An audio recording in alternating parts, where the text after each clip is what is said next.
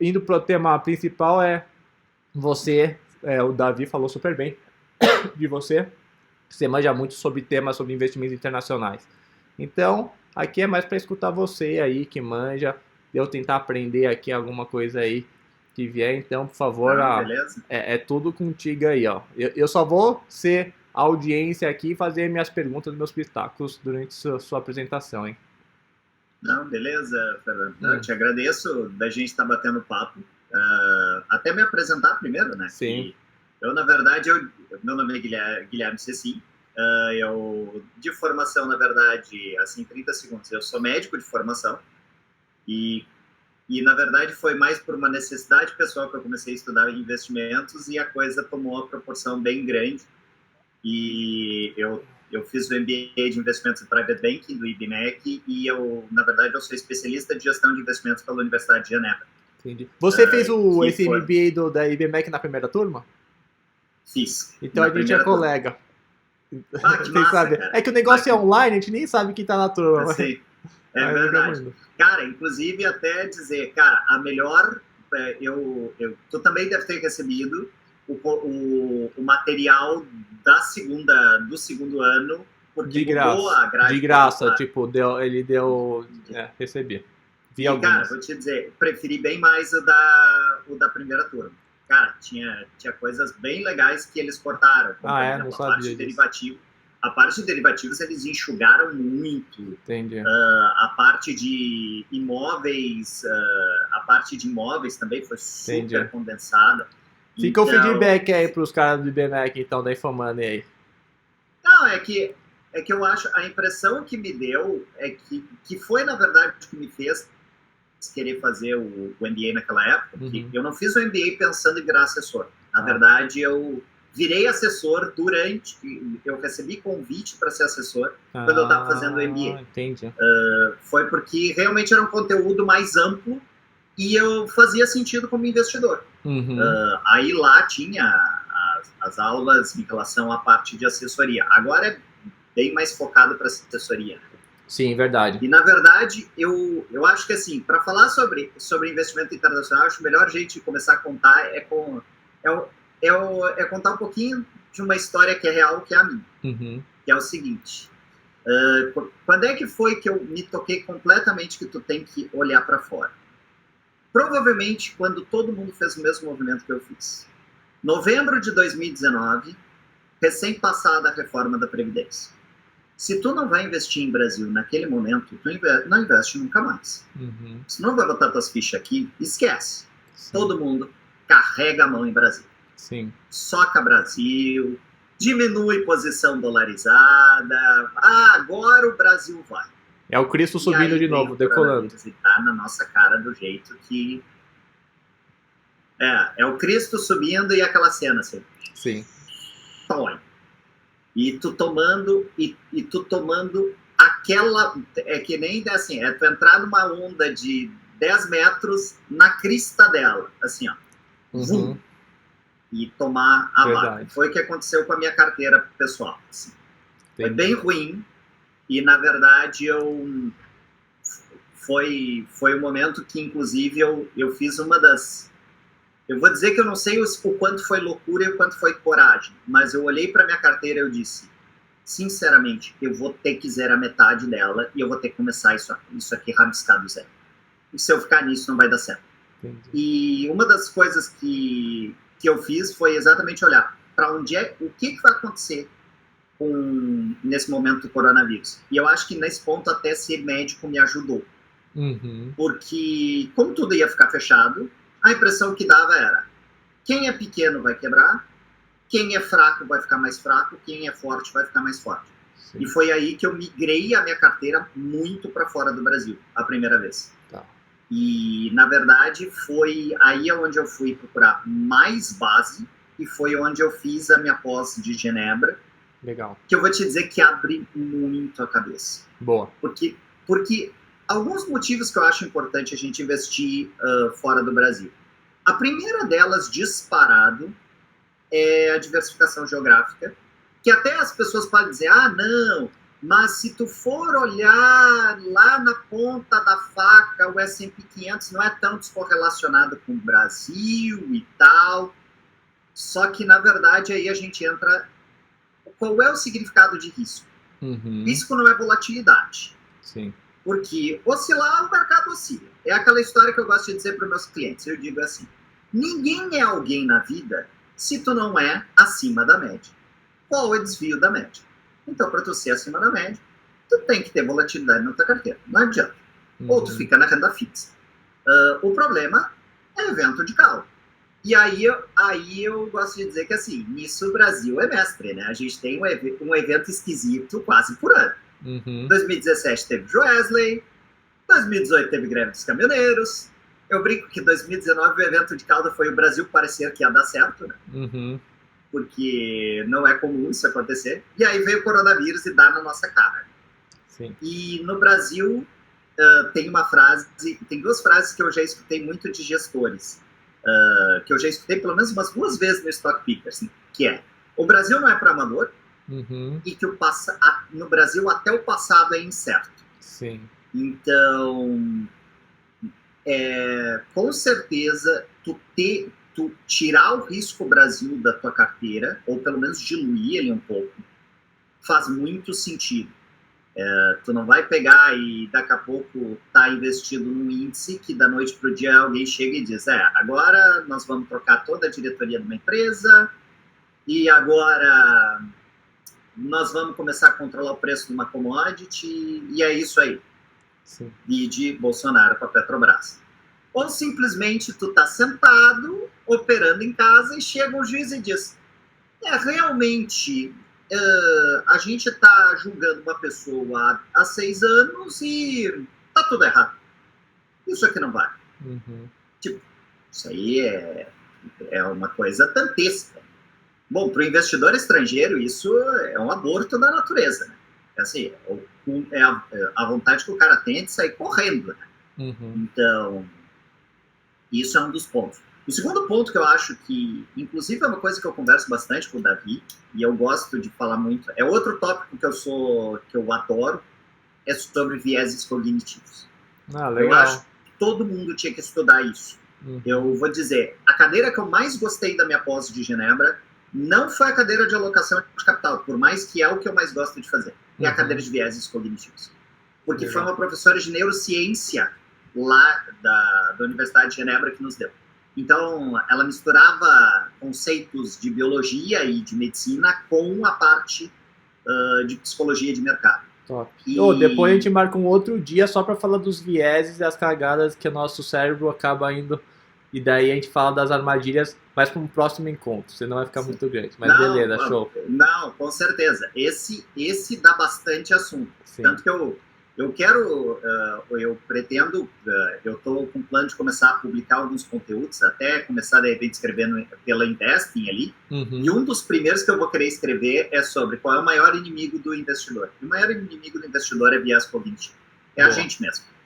A gente faz as maiores cagadas. Assim, não é a bolsa, não é a alavancagem, não, é tu mesmo.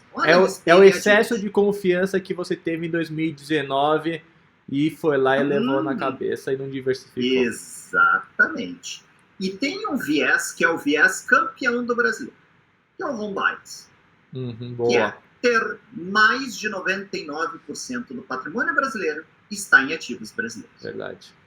E daí, aí eu trago uma questão que é o seguinte: se a gente for pensar um pouco mais a fundo, qual é as principais tendências que está se vendo assim para o mundo, assim, que é digitalização, automação, robótica, inteligência artificial, 5G, internet das coisas, tudo isso, beleza? Isso vai dar muito dinheiro. Aí eu faço uma pergunta: como é que a gente investe nisso no Brasil? Em empresa brasileira? A gente tá mais commodity aqui. A gente pode tentar investir via venture capital em alguma startup. Ponto. Só que o risco é gigantesco. Sim. Agora, se tu quer investir nisso via mercado de capitais, tu tem que ir para fora. Então, tanto que é uma das minhas convicções é que as principais tendências seculares para a próxima década elas não estão no Brasil. Então, Entendi. A isso eu maior falo com os meus clientes. porrada, então, de valorização não está no Brasil, está fora. Eu acho que não tá no Brasil. Eu acho que esses grandes drivers que não vão ser só tecnológicos, eles vão mudar a nossa vida. Assim. Eu, por ser da área da radiologia, eu tive que estudar inteligência artificial, porque eu brinco que eu tenho que saber se um dia eu vou ser substituído. Vai ser. Sim. A gente vai ser. O nosso trabalho, eu sempre coloco na dúvida disso daí, mas enfim. É outra pauta também para ser discutida. Será que a gente vai ser substituto? Não sei. Tanto que, assim, a minha principal tese de investimento pessoal é na área de inteligência artificial. Show. Eu tenho mais ou menos entre 15% e 18% do meu patrimônio em uma empresa que foi o meu filtro para chegar nela. Mas, então, assim, e esse viés de doméstico, o home bias, muito por aquela coisa de que, não, porque aqui eu tenho uma vantagem, porque eu estou próximo da empresa, ou por causa da língua. Sinceramente, assim, na minha opinião, assim, sendo no bom português, balela. A gente consegue ter informação de empresa internacional de muito alta qualidade e por um preço mega acessível. E eu vou dar 2 exemplos que qualquer um pode ter. Inclusive eu tenho. Uma delas é uma plataforma que pode ser de graça, mas tu pode assinar também, chamada Simple Wall Street. É Simple Wall ST. Tá. Ela é uma plataforma onde ela faz um compilado de todas as opiniões de analistas sobre as empresas de todos os mercados. Tu quer analisar a empresa de Hong Kong? Tu consegue. Quer analisar coreana? Tu consegue. Tu quer analisar a ASML, que é holandesa? Tu consegue. Tu quer fazer uma comparação de JBS, Marfrig e Tyson Foods? Tu consegue.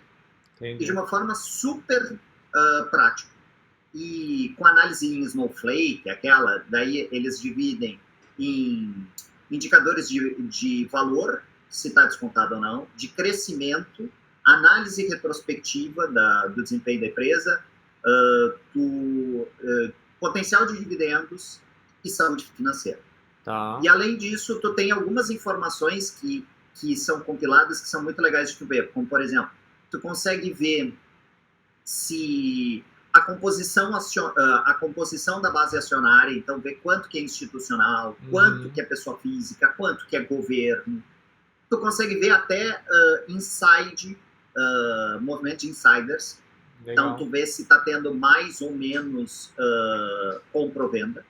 Tanto que, na verdade, a história que eu cheguei... Esse site eu cheguei sem querer. Esse eu tenho mais sorte que juízo. Foi por causa de um cliente meu. Eu tenho um cliente meu que a descendência dele é taiwanesa. Tá. E ele me estimulou a estudar TSMC. Foi em junho do ano passado. E aí eu fui pesquisar sobre a TSMC e eu caí num artigo do Simple Wall Street. E por curiosidade, ali tinha um link para ver a compra e venda de insiders e eu cliquei para entrar. Tá. E aí eu conheci essa ferramenta que eu assinei, para ter uma ideia. Com $80 ano, tu tem acesso a uma ferramenta dessa. Caramba. De graça. Sim. Vai dar. Para a quantidade de informação que isso dá, é praticamente de graça. E uma outra ferramenta também bem acessível, que é muito usada nos Estados Unidos, inclusive, é o Motley Fool, que, na verdade, é um grupo onde tu tem lá 2 analistas que trabalham bastante tempo junto, que é o Tom e o David Gartner, e que eles têm... O principal produto deles é o Motley Fool Stock Advisor, onde a ideia deles é dar indicações de empresas uma vez por mês, onde tu deveria carregar elas pelo menos por 5 anos. E, para ter uma ideia, os analistas eles têm uma média de desempenho de... O Tom Gartner ele tem uma média de 2,5 vezes o S&P 500 nos últimos 5 anos, e o David Gartner tem 7 vezes o S&P 500. Tá, mas só dos Estados Unidos eles dão indicação. Só Na verdade, eles dão indicação dentro da Bolsa Americana. Então, Tá. na verdade, eles dão indicação de empresas que estão na Bolsa Americana. Entendi. Então, Tá pode bom. ser tanto empresa americana como de fora. Sim, Mas que tem ADR lá. sim. E o legal também é que tu consegue, dentro desse ecossistema, tem muita gente com CFA que, para fazer marketing de conteúdo, escreve para o Motley Fool.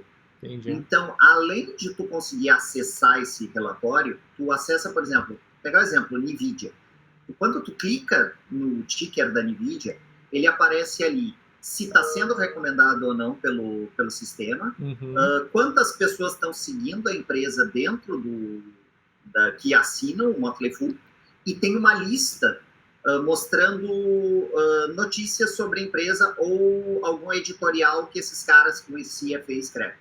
Entendi. Então, tem bastante falar informação. De NVIDIA é sacanagem, né? O quê? Não precisava ter colocado em pauta NVIDIA, né? Não, isso é um capítulo, isso é um capítulo à parte também. Sim, já adiantando a história, a minha principal tese é a NVIDIA.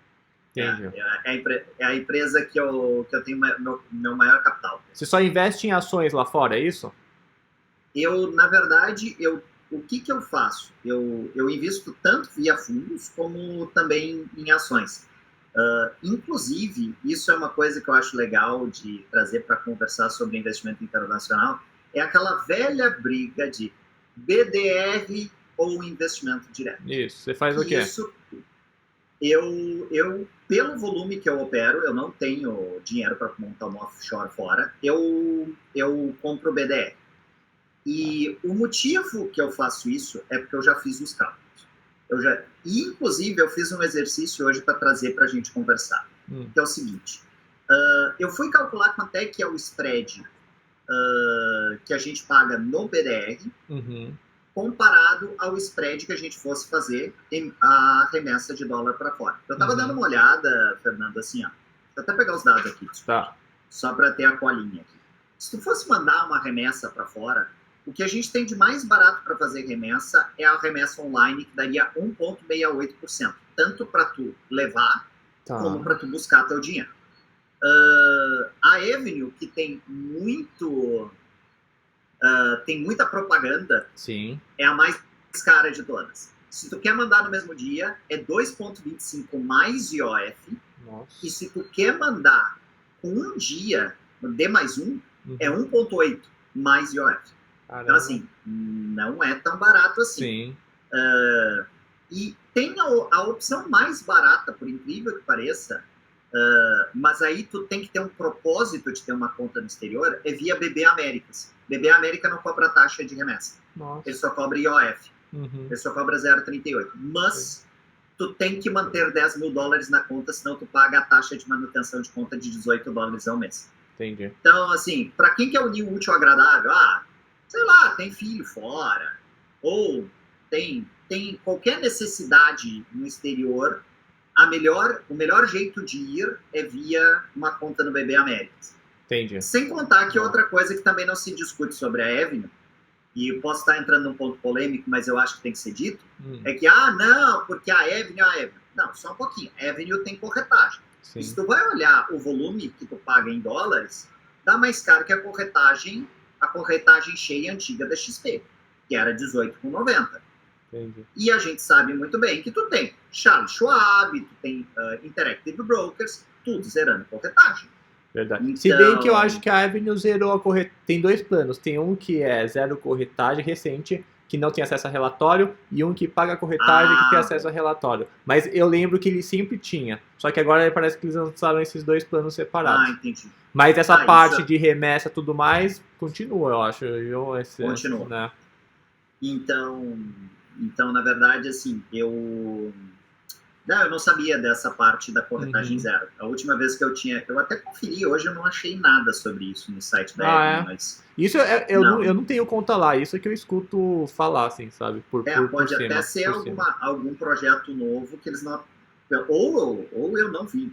Entendi. Eu posso não ter visto no site, mas comparando com os BDRs, eu fiz um teste hoje, e eu resolvi fazer um teste para quebrar duas coisas que são assim, mitos e verdades sobre BDRs. Uhum. O primeiro, a questão que a liquidez altera a formação de preço. Sim. E 2, que o spread é proibitivo.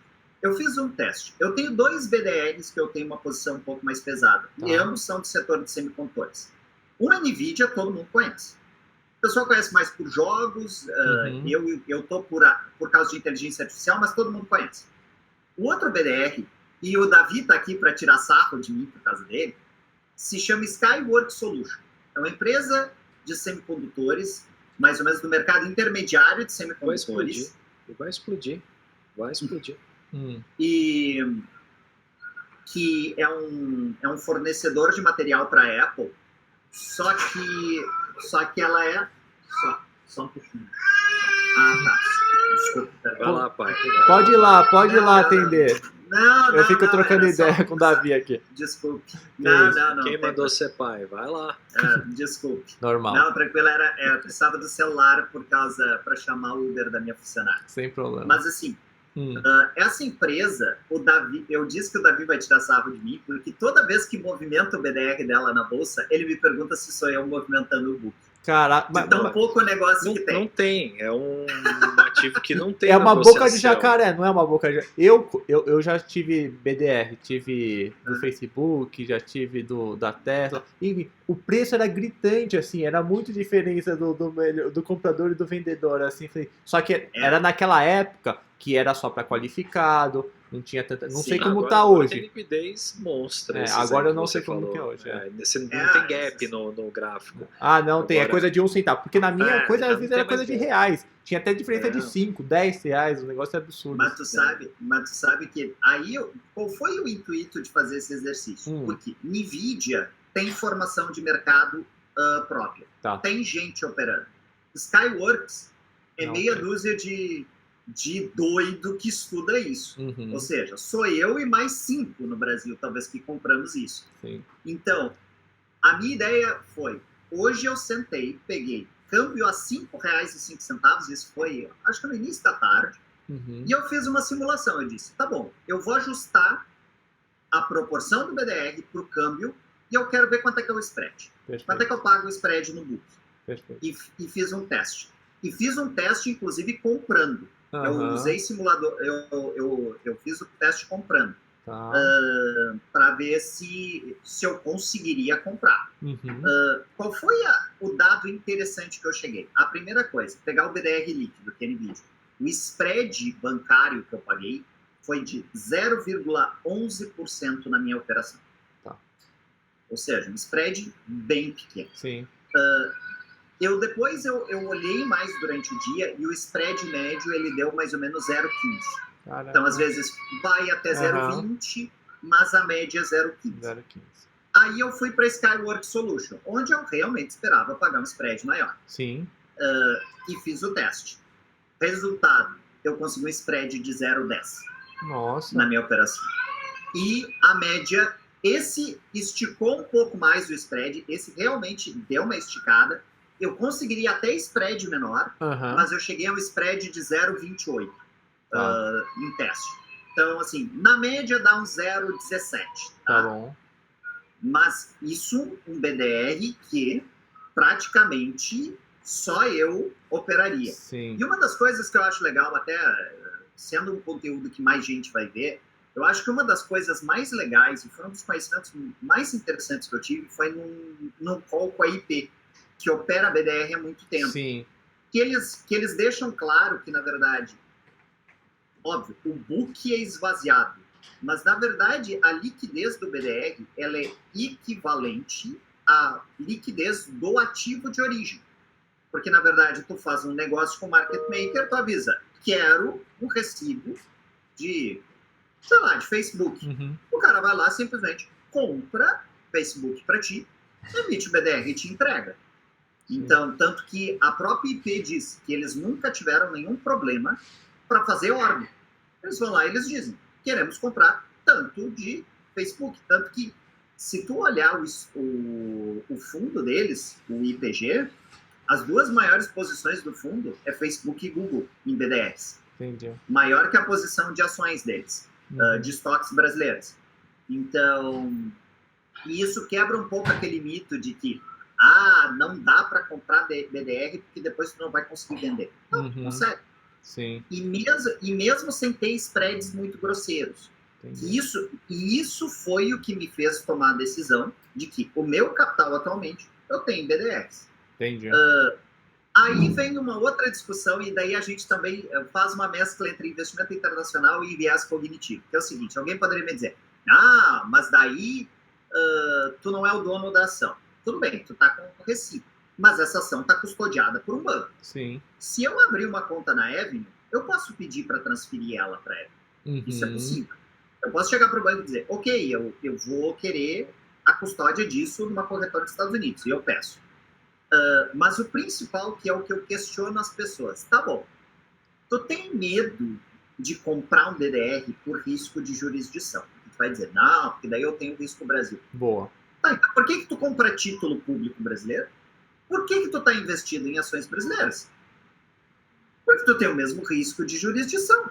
Tu tem o risco do Brasil. Então, se tu tem medo do risco de jurisdição brasileira para comprar uma ação norte-americana, tu deveria ter o mesmo medo de comprar qualquer ativo brasileiro.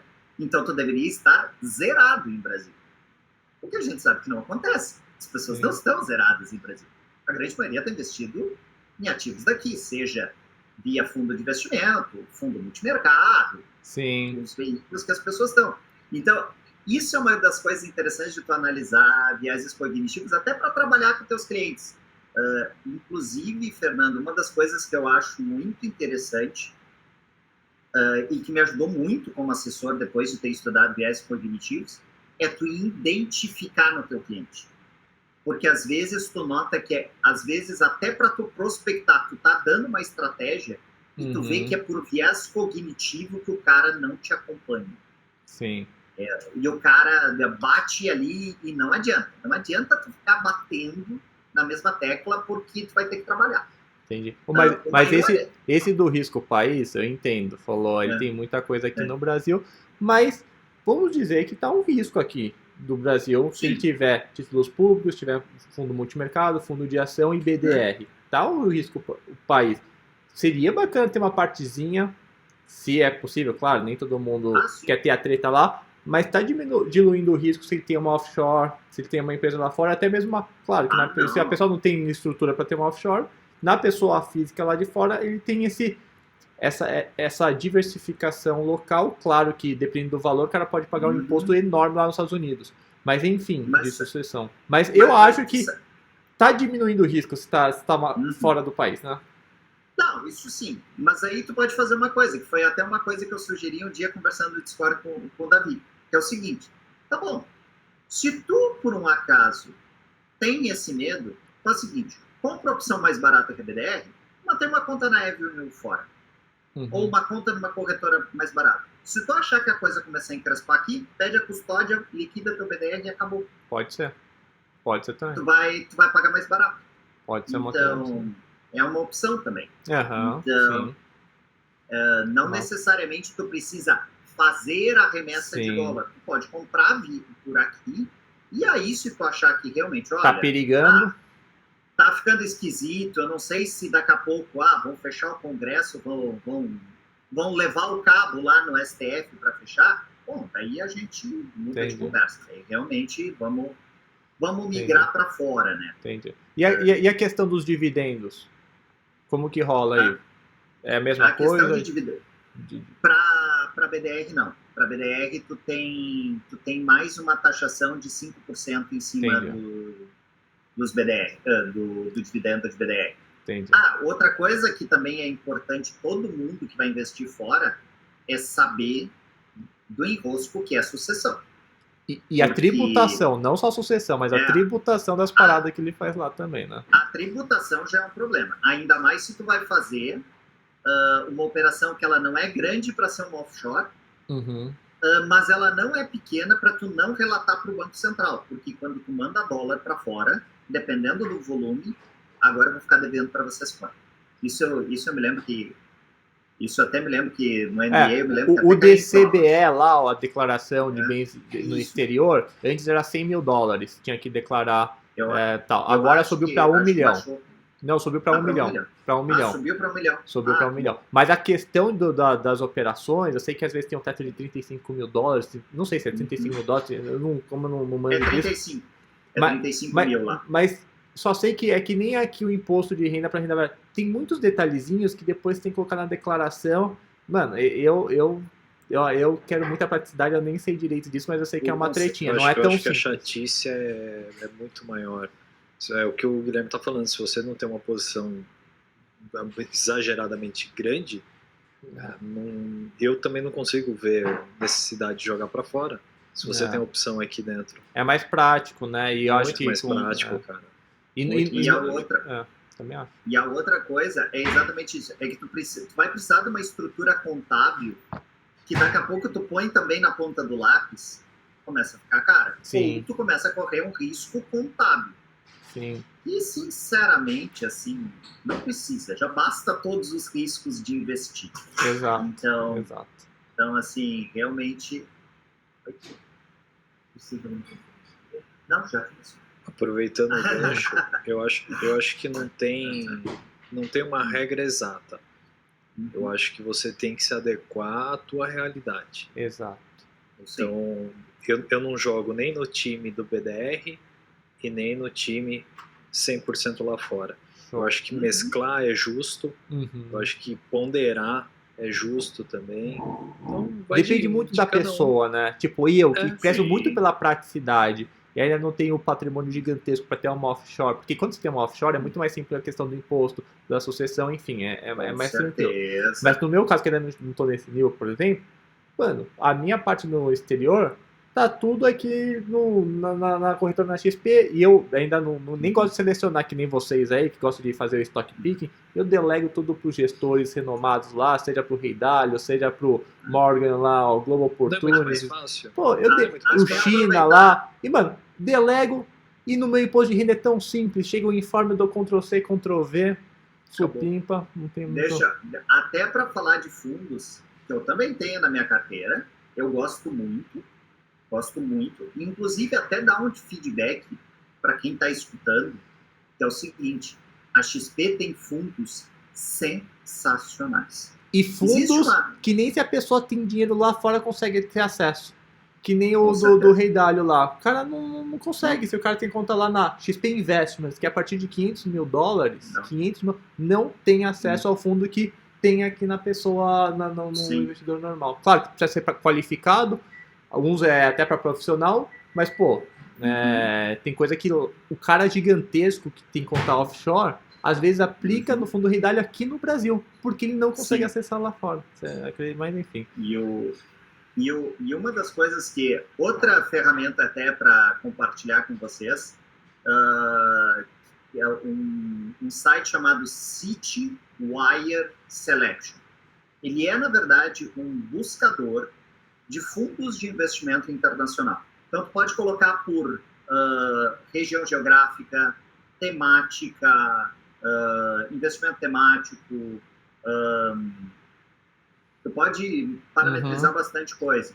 Vou dar um exemplo, assim, ó. Se tu pegar o Wellington European Equity, que é um dos fundos de Europa da XP, ele, dentro do mundo de 425 fundos, mais ou menos, que são classificados como fundos focados em Europa, em retorno médio ponderado analisado, volatilidade e menor drawdown, ele é classificado como o 23º do mundo. Caramba, não sabia dessa informação. O fundo de robótica da AXA, que é robótica e AI, na temática AI é considerado o 6º do mundo.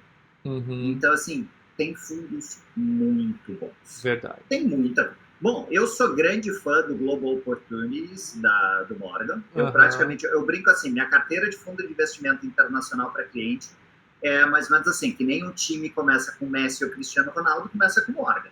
Boa. Não começa uma carteira sem isso. Tá, esse é o Messi. Eu também tenho o Messi na minha carteira também. Eu quero ver se eu tô com uma seleção boa aqui, então.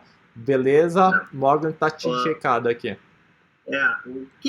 Até a gente tem um comitê de alocação no escritório que a gente vê a escolha de fundos, assim, para ajudar, dar uma guiada nos assessores, e a gente fez uma seleção só para investidores qualificados. Entendi. E eu fiz uma peneirada de fundos conforme geografia. Entendi. E o que a gente vê que são os melhores? Assim, boa. Para Estados Unidos, disparado US Advantage. Disparado. Qual? Anos-luz de o Morgan Stanley US Advantage. US, não é o Global Portfolio. O Global Portfolio é o mundo inteiro. Envolve Estados Unidos e tá. O US Advantage, ele faz um stock picking mais pesado nos Estados Unidos. Tá. Ele tem um active share bem alto e é um fundo muito focado em tecnologia. Ele é um fundo que balança bastante. Tá bom. Ele tem um beta bem alto, só que ele dá um retorno invejável. Tá bom. Nos últimos 10 anos, o dobro do S&P 500. Entendi. Então, é excelente. É muito, muito bom. Tá. Para fundos globais, o Global Opportunities é o melhor. Tá. Mas tem que ser comentado para um perfil de cliente mais defensivo, o Global Brands. O Global Brands é um belíssimo fundo de investimento. Complementa também, né? É uma outra frente. Porque ele, para tu ter uma ideia, Fernando, assim, ele entrega mais ou menos o retorno do S&P 500 anualizado, algo em torno de 11,5%, 12% nos últimos 10 anos, uma vol de 13%. Tá. Volzinha filé, assim. Eu brinco assim, se tem alguma coisa que me lembra um fundo que está fechado, que todo mundo botou seus clientes, que é o Dahlia Total Return, sim. É o Global Brands, em termos de volatilidade. Entendi. Então, assim, é um fundo que eu coloco clientes mais defensivos internacionalmente, eu coloco nele. Tá. Europa, eu comentei o Wellington European Equity, que é um fundo bem legal para fazer composição de portfólio, porque se tu vai pegar o Global Opportunities e o US Advantage, obrigatoriamente a gente vai ter uma maior exposição à tecnologia. Inclusive, eu acho que esse é um tópico, depois que a gente pode dar uma comentada, passar meio rápido, que é uma das perguntas que todo mundo sempre faz sobre internacional. Tá, e o S&P vai continuar subindo até quando? E a outra é a questão de Ásia, né? Porque a Ásia, com a perdão da sinceridade, tá uma zona, né? Assim, agora virou de cabeça para baixo de vez. Então, assim, um lugar sem dono, literalmente.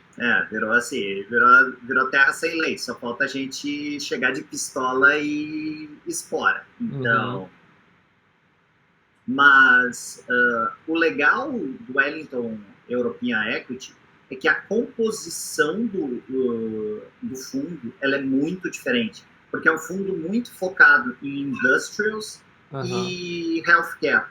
E não healthcare, health tech, assim, biotech, empresas de tecnologia da área da saúde. Não, é health tech mesmo, é a área de saúde mais tradicional, assim. Estilo que nem a gente tem aqui no Brasil, tipo Qualicorp, Hapvida, entendeu? Então, ele acaba descorrelacionando muito bem o portfólio. Entendi. Então, ele faz uma composição bem legal. E o Fidelity? Oi? Europe lá, o Fidelity, que acompanha também o euro. O Fidelity Long Bias? Exato. Que é a Europa também, não é? Ele é a Europa. Pelo que eu tinha visto, eu não tinha... quando eu analisei ele, pelo menos pelo que eu vi, pelos dados da XP, eu não tinha visto se ele tá em euro, não em dólar. Então, exato, é o único fundo em euro. Todos os demais, a exposição exterior, eu gosto de estar acompanhando o dólar.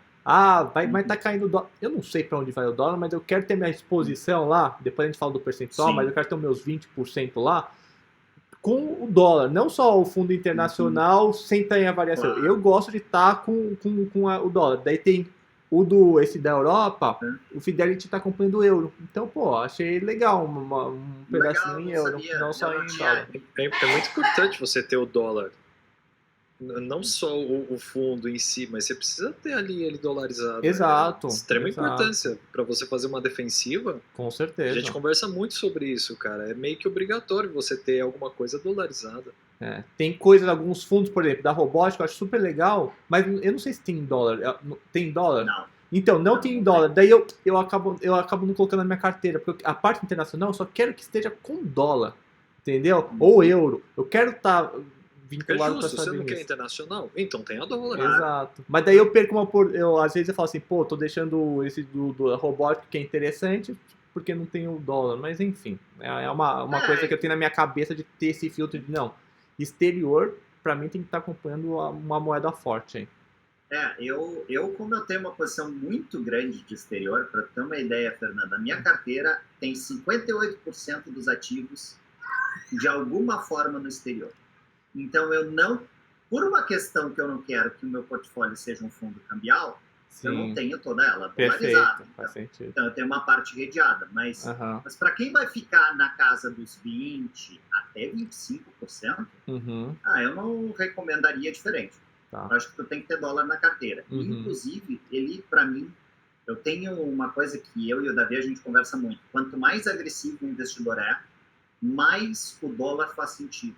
Porque ele faz a melhor de todas as descorrelações. Exato. Porque aí tu começa a mexer, porque isso é uma coisa que até é difícil para as pessoas que não gostam tanto de mexer com a alocação de capital, mas ou que se debruçam muito fazendo carteira, que é o seguinte, é tu entender que, por exemplo, óbvio, renda fixa descorrelaciona, fundos multimercados descorrelaciona, só que para tu controlar o drawdown feito pela vol, tu precisa de uma vol tão forte quanto o contrário. Sim. Então não adianta tu botar, vou dar um exemplo assim, não adianta tu pegar uma carteira de 10 de vol e tu botar um Absolute Alpha, Sim. que é um fundo de vol 3 extremamente descorrelacionado. Tu vai olhar na matriz de correlação, ele é lindo, não faz merda nenhuma. Sim. Não, tem que ser até uma correlação negativa, né? Tipo, que a bolsa com o dólar, Wesley Day, dólar disparou, bolsa despencou. É um verdadeiro long and short, né? É um long and short. Short. Só que você está comprado em duas posições, só que são posições completamente opostas, né? Você não vai shortear algo, né? Então não é literal a palavra, mas é como se fosse um long and short, é uma proteção, né? O headzinho. Sim. Isso inclusive, depois até a gente pode entrar falar um pouquinho especificamente de dólar, porque eu vou te dizer que esse foi um dos maiores aprendizados de estudar com a cabeça de quem está de fora. Porque isso é uma coisa que eu acho que o investidor brasileiro, ele, como não é um problema para nós, porque afinal a gente pode ter a opção de não estar dolarizado. Isso é uma opção. Tu pode ou não estar dolarizado. O gringo, para ele, é dólar. Sim. E ele está em real. Então ele tem que pensar em dólar. E aí, quando tu começa a entender esse mindset, tu começa a analisar um pouco a relação dólar-real de uma maneira um pouco diferente. Entendi. Eu brinco que eu tenho o call mais polêmico de todos no escritório, que eu sou totalmente long dólar. Para mim, o dólar só tem uma direção. É para cima. Assim. E tem algumas métricas que eu uso para me basear para isso. Óbvio, eu não estou falando para o curto prazo. Curto prazo a Deus pertence. Sim, exato. Até porque, curto prazo, o dólar é cemitério de economista, né? Então, exato. E eu não tenho... Tanto que... Aí vira brincadeira no grupo de WhatsApp, né? Quando começa a oscilar dólar, vem me perguntar, e aí, Ceci, para onde é que vai o dólar? Eu não sei. Amanhã eu não sei. Daqui uns 2, 3 anos eu sei. Vai estar para cima. Vai para o meu bolso. Mas ainda falando sobre os fundos, eu não sabia disso do Fidelity, até vou olhar com mais detalhe, porque na verdade eu olhei eles internacionalmente, eu vi que o Wellington European entregava um retorno mais consistente com um drawdown menor. Entendi. Então, esse foi o critério que eu usei para escolher ele. Mas a Wellington eu acho uma excelente gestora. Eu vi a apresentação, a equipe gigantesca, não sei aonde. Pra mim, o Wellington é tipo uma boutique de quem entende, fala assim, não, o Wellington é uma excelente casa internacional, é tipo, não dispensa comentários. Tu já fez reunião com o Vitor Aracaki? Já, Morgan Stanley. esse daí o cara vende Esse muito é bem o peixe. É um marqueteiro fenomenal, esse Vitor aí do Morgan Eu Stanley, brinco né? que assim, ó, o Vitor Aracaki, esse cara vende tão bem Vende. que, cara, esse cara eu não sentaria numa janta com a minha mulher, porque eu teria medo. Exato, exato. Porque O cara assim, tem. ó, o cara é bom. Esse é O cara bom. faz umas piadinhas também, pum. Quero ver algo que bata isso. Me mostre aqui, que daí eu viro a casaca, não sei o que, não sei o que. É divertido. Não, o cara é uma figura, é uma figuraça. E de outras coisas de fundo internacional. China, fala de China. De Ásia, China, né? de China e Ásia é tenso. É um baita no mercado. Inclusive, até ia dizer assim, além das coisas que eu sigo de XP, eu uso essas duas ferramentas de análise que eu gosto de ter feedback e informação, que é o Simple Wall Street e o Motley Fool. Eu gosto muito de seguir. Uma é um viés de origem de casa, porque a minha pós de Genebra era em parceria com o UBS. Tá. Então, eu tenho um vínculo bem forte com o UBS. Tanto que, assim, o Mark Haefele, que é o responsável pela parte de Investment Office, o CIO deles, eu acho ele sensacional. Eu gosto muito. Inclusive no LinkedIn, cara, depois eu até vou te passar, tem umas newsletters que ele faz de 3 em 3 semanas, se não me engano, bem legais de ler. Tá. Bem legais. É bem interessante, assim, com a visão da casa e algumas coisas de insight deles, tá? Agora eu tava vendo aqui que a sua chamada termina em 5 minutos. A gente recomeça. Vai terminar aqui e a gente gravar de novo. Mas tudo bem, eu inicio uma outra, sem problema. Não, tranquilo. Mas de China você falou o quê? Enrolou e falou qual que é o bom aí da China? Da Ásia? Não, de China, né? Porque eu ia falar do UBS e o JP Morgan. São as duas casas que eu acompanho mais. Tá. E os fundos de Ásia, por análise tanto dos fundos em si e de métricas, os do JP Morgan são os melhores. Então, é o que eu tenho. Eu invisto no JP China lá. O JP China, que é o mesmo que está na carteira, inclusive, do Thiago Salomão, do Stock Pickers, que ele divulgou a carteira dele. Ele divulgou a carteira dele? Eu quero ver a carteira dele. Onde está a carteira dele? A carteira dele ele divulgou quando ele começou aquele clube Stock Pickers. Depois eu te passo. Eu tenho é só informações para os alunos, então depois eu quero saber. Porque o Thiago Salomão é um cara que tá com gestores, é um cara que entende do assunto. Sim. Eu acho que ele não pode investir diretamente em ação, porque ele tem lá, ou seja, ele delega, saber a carteira dele, eu acho que pelo menos é bem legal. Fiquei curioso. Norte, viu? É um belo norte. E o outro fundo é o Asia Growth, tá. Que inclusive o pessoal acha que por esse nome é um fundo de tecnologia de Ásia, e na verdade ele é um fundo de Ásia emergente sem Japão. Tá. Então ele é um fundo ele é metade China e ele divide entre Hong Kong, Taiwan, Coreia do Sul, Indonésia, Singapura. Entendi. Então ele é um fundo mais pulverizado. Assim. O grande problema do que está acontecendo em Ásia, assim, um dos grandes problemas é que o índice de Ásia ele é bem concentrado em 4 empresas, né?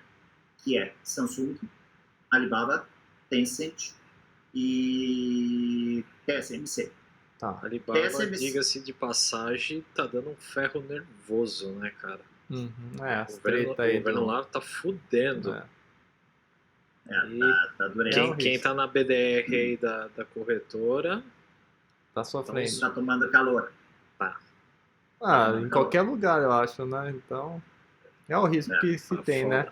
Né? Da China, né? Um dos riscos aí, dessas tretas aí.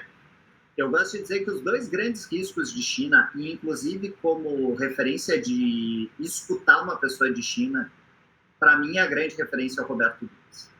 Esse cara é muito. E ele, já ouviu ele falando sobre China? Ele é um economista e ele foi presidente do Banco dos BRICS e ficou um tempo lá na China. Então é um cara que entende muito de China.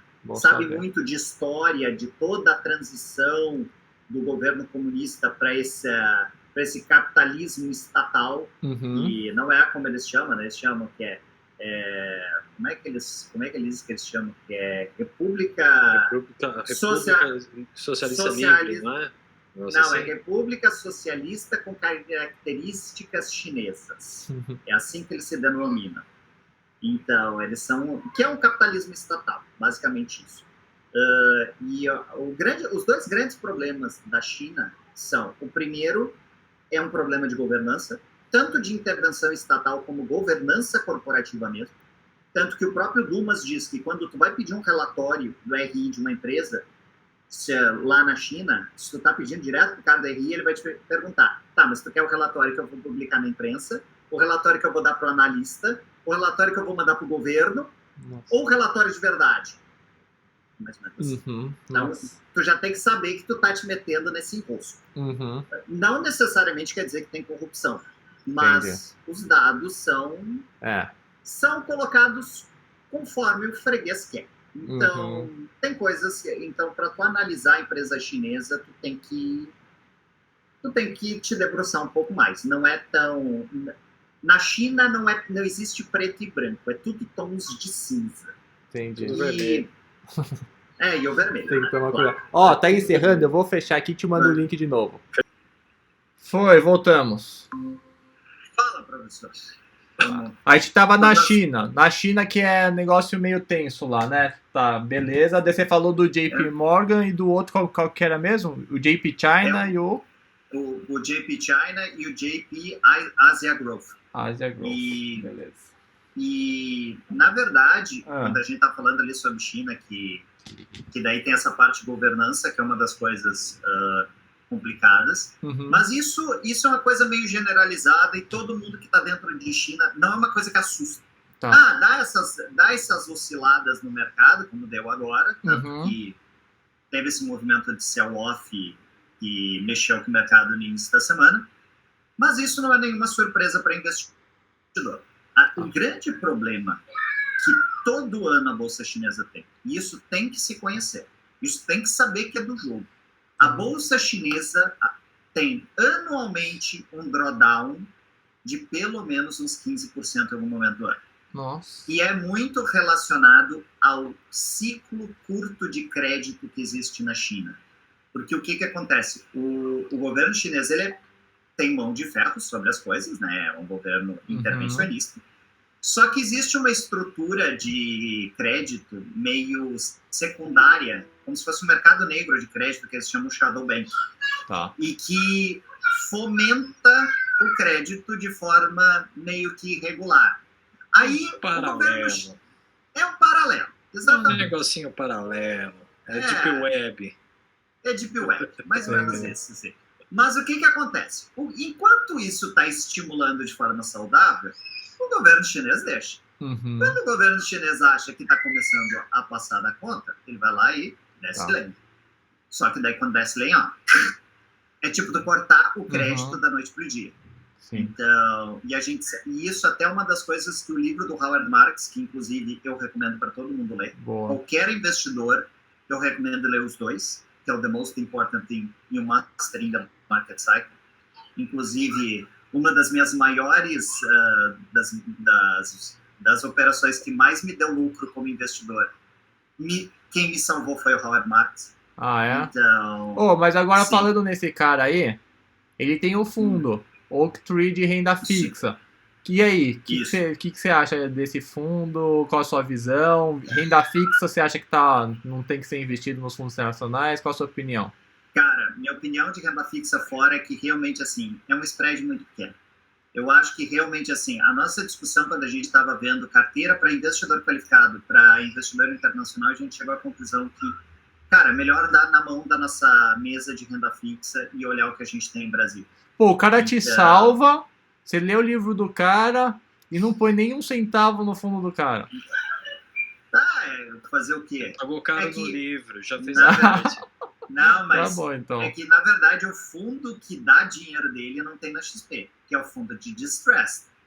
Que daí, sim, é investir em crédito de empresa cabeluda. Entendi. Que daí não é nem high yield, é empresa problemática. É aquelas empresas que estão com rating quase chegando em C. E que o cara investe porque sabe que vão conseguir fazer turnaround.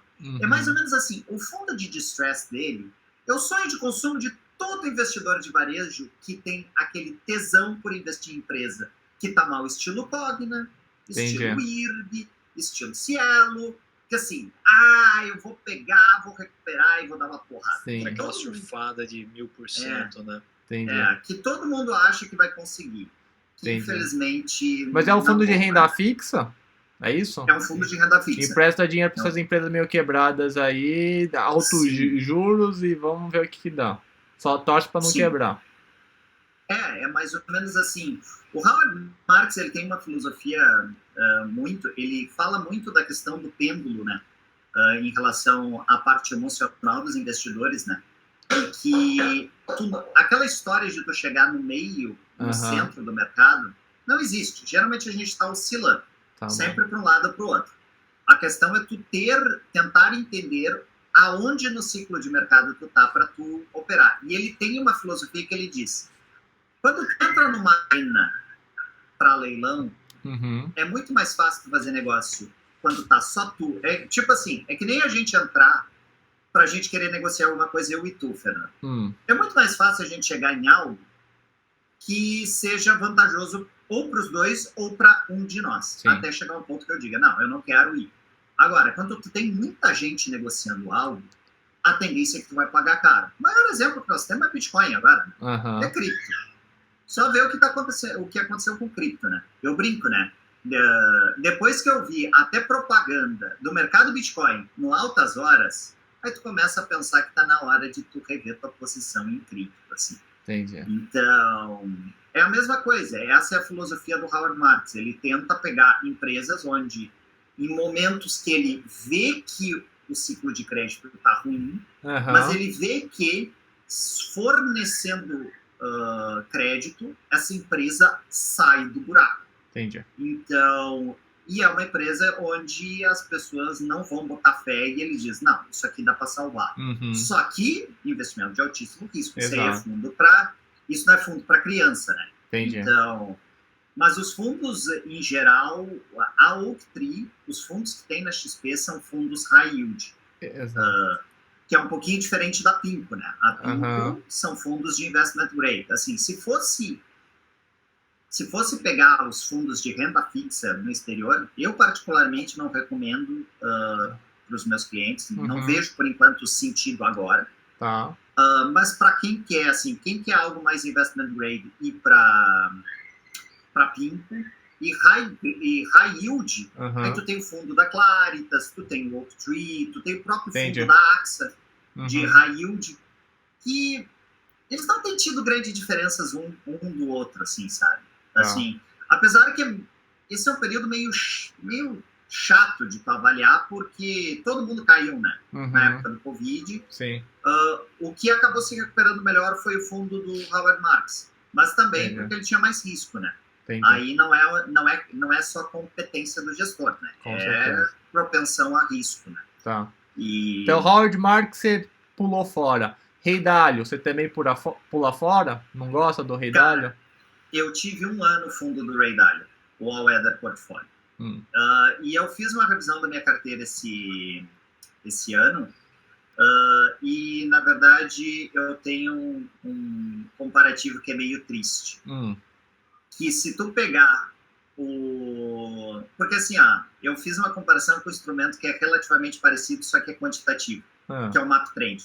O MapTrend, ele é uma estrutura quant do Morgan Stanley, que ele faz Smart Beta quantitativo. O MapTrend é só via COI, né? É só via COI. Mas eu fiz o comparativo das duas estruturas, porque o fundo do Ray Dalio, na teoria, é vol 12, e o MapTrend é vol 6. E, por incrível que pareça, o MapTrend estava ganhando. Então, mas não tem essa opção pra gente, só via COI. Não, só via COI.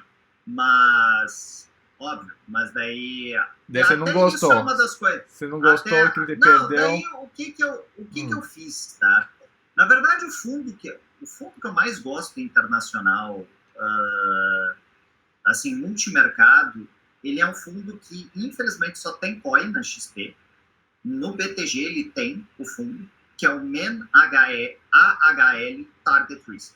Para mim, ele é o fundo mais completo quant de multimercado. Entendi. Óbvio, o fundo do Ray Dalio não é quant, né? Ele, na verdade, ele é um smart beta, né? Ele divide... Mas os algoritmos que estratégias. tomam a decisão lá, né? Mas eu diria que os algoritmos tomam a decisão lá no do Ray Dalio, eu acho. Não é ele que aperta o botão. Eu não tenho certeza. Eu não tinha certeza se é. Eu sei que tem muito algoritmo no processo de decisão. Não sei se toma decisão ou só ajuda nas análises, mas eu entendi. Eu imagino. A grande maioria desses fundos acaba tendo estrutura quantitativa para análise. Entendi. Eu não sei se para tomada de decisão. Tá. O MEN AHL tem quant tomando decisão, assim, apertando o botão. Assim. Entendi. E inclusive, eu brinco que essa é a estratégia que meus clientes... Eu estou tendo que mais acalmar meus clientes para não botar mais dinheiro esse ano. Eu estou tendo cliente que com o COI alavancado desse fundo está ganhando quase 40% esse ano. É verdade. Isso que é o COI, muita gente desce a lenha no COI. Mas, mano, tem algumas coisas que a gente não consegue ter acesso, né? Tem sempre a COI. Que nem o Morgan Stanley Global Opportunities. Eu tenho um COI na pessoa física, que lá em 2018 não tinha o fundo aqui na XP pra gente aplicar. Apliquei via COI, peguei o alavancado, tá dando ótimo retorno aí. E o pessoal generaliza a classe dos COIs. Tem que saber muito bem. Grande parte, eu não gosto muito do raspadinha lá, do não sei o que, de autocallable, não sei o que. Mas tem outros que eu acho que faz total sentido, né? Tipo... Posso falar no bom português minha opinião de autocallable? Uma merda. Eu odeio autocallable. Inclusive o Davi deu risada uma vez, porque alguém botou... porque eu tô com um cliente com autocallable. Eu só escrevi, odeio esta merda. E eu dou um outro exemplo pessoal para explicar por que eu odeio tanto esse COI, e para mim ele é o principal responsável da má fama dos COIs. Por dois motivos. Primeiro, pelo desempenho horrível. Ele, em média, tem um desempenho horrível. E o segundo, que a gente não pode deixar de dizer, como tudo, do mesmo jeito que tem problema de governança corporativa com as empresas, a gente sabe que dentro da nossa profissão a gente também tem. Sim. Então tem gente que indica COI para girar a carteira. Sim. E esse é o COI de giro. Entendi. Então, assim, eu vou dar um exemplo de um cliente meu. O cara entrou num COI com essas 4 empresas que eu vou dizer para vocês. Localiza, B2W, Vale, Petrobras. Ele conseguiu sair do COI agora em maio, por uma sorte divina, que a Petrobras deu um ralizinho e voltou. E aí ele conseguiu sair. Resultado do COI, ele ganhou líquido de imposto de renda, acho que ele ganhou uns 30% em 2 anos e meio. Tá. É ruim, é bom? Vamos comparar com o desempenho das ações. Vamos supor que ele tivesse vendido todo o capital dele, 1/4 em cada ação. Localiza, ele teria ganhado 90%, Vale, ele teria ganhado 120%, B2W, acho que ele teria ganhado uns 140%, Petrobras, ele teria ganhado 5%. Sim. Faz a média. Eu entendo isso. Eu entendo. Mas às vezes a pessoa não quer ter o risco da volatilidade, quer ter o capital protegido. Então eu também não julgo quem opta por fazer isso, sabe? É que eu não gosto. Tipo, eu gosto de pegar o COI que eu não consigo ter acesso aos ativos aqui. Mas aí daí eu entro numa das coisas que eu falo sobre COI. COI tu tem que investir por causa da tese. E o instrumento funciona por alguns motivos.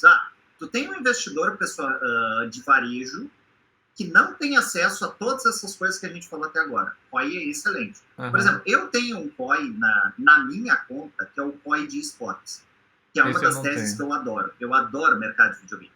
Eu brinco assim, eu consumo videogame desde os meus 4 anos.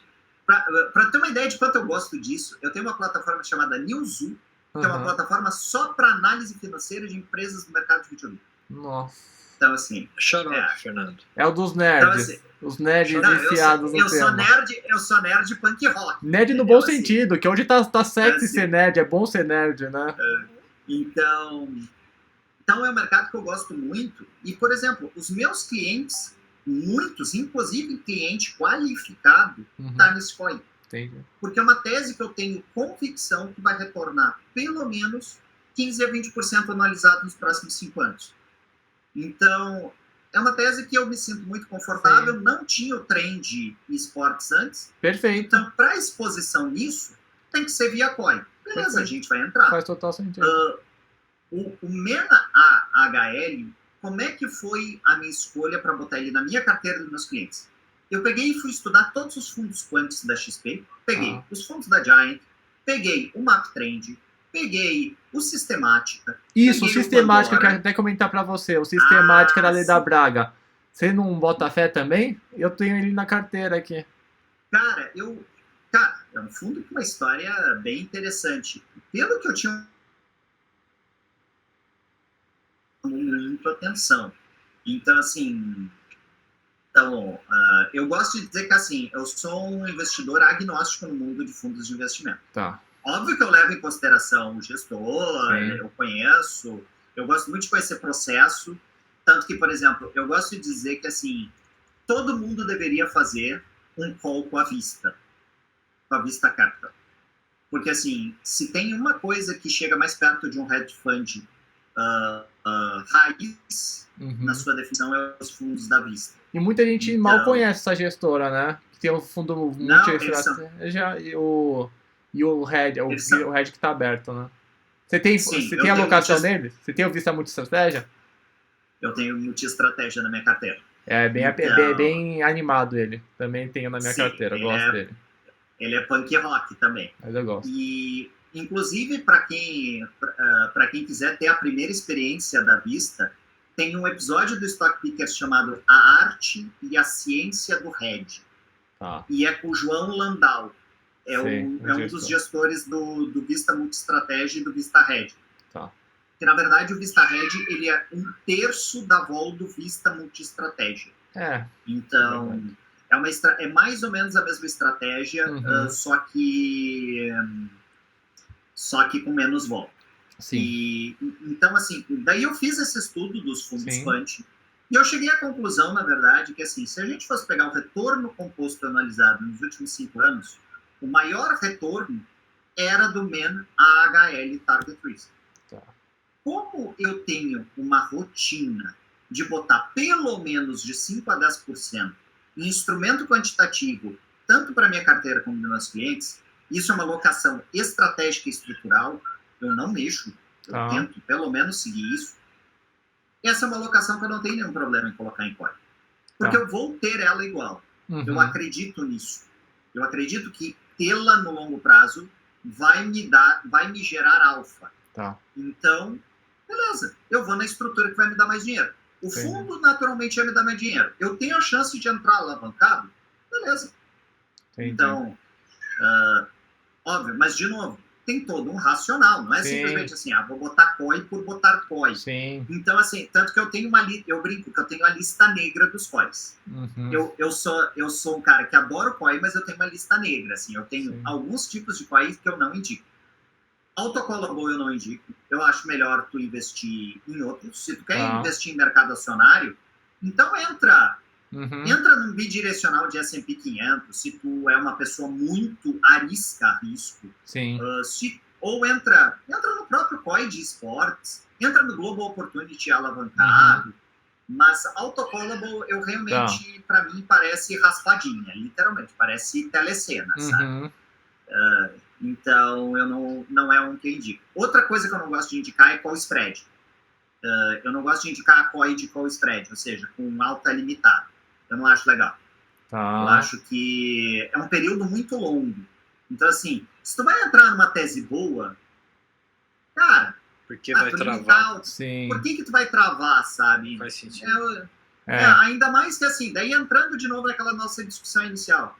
Pô, cara, dá pra botar o dinheiro pra fora. Então, assim, cara, e isso até é uma coisa, um conselho que eu dou pra quem tá na área de assessoria. Quanto mais tu realmente for a favor do teu cliente, mais dinheiro ele te traz. Inclusive, às vezes, indicar que o cara tem que fazer tal coisa fora. O cara quer investir em tese de urânio. O cara não consegue no Brasil. Não dá, não tem veículo no Brasil. Tem o fundo do Marcelo Lopes, da L2 Capital. Sim, mas tem que ter um balaio de dinheiro para entrar no fundo do cara. Então tu vai ter que botar dinheiro fora, tu vai ter que comprar um ETF fora, tu vai ter que entrar em empresas específicas de mineração de urânio. Entendi.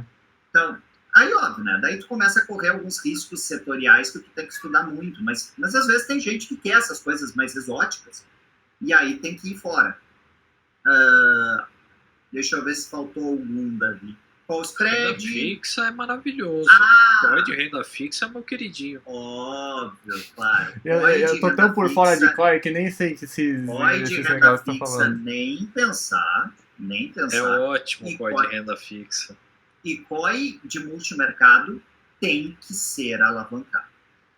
Eu tenho um de fundos de multi... É um fundo de fundos com alavancagem. Eu tenho esse, eu tenho do Morgan Stanley, que eu não tinha fundo, e do Credit Suisse do Saúde Digital. Todos com alavancagem. Sem taxa fixa, não quero nada, só alavancagem. O Credit Suisse, esse é um fundo bem interessante para quem quer uma coisa mais apimentada, que é biotech. Sim. E aí eu tenho que fazer um disclaimer, como profissional da área da saúde também. Biotech é o setor mais perigoso para se investir em bolsa.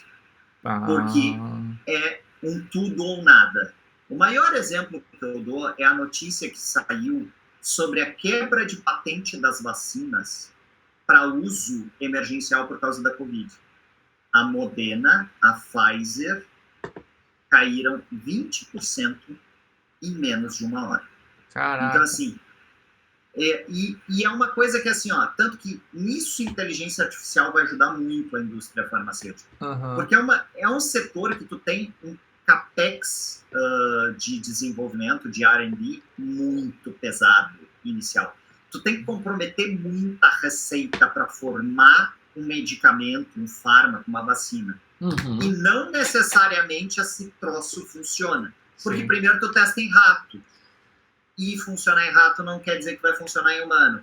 Então tu tem várias fases até esse troço virar um produto. Sim. E tu pode tomar na cara, tu pode investir 50 bi e não funcionar. Então, tem coisas que podem jogar contra. Então, biotech, para mim, eu falo abertamente, é um setor que eu não me animo a investir. Mas, por exemplo, eu investi via COI. Pô, se der merda, eu tenho meu capital garantido.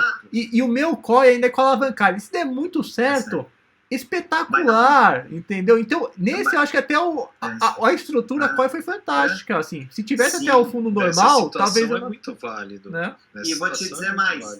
Esse COI, ele é muito melhor que as pessoas imaginam, Fernando, porque assim, porque qual é as empresas que geralmente o pessoal vai? O pessoal vai nessas empresas de vacina e de medicamentos, empresas já grandes. O COI Saúde Digital, ele é um COI de empresas menores, de small caps na área de biotecnologia. Ou seja, tu tá entrando no vespeiro do vespeiro. Sim. Travou?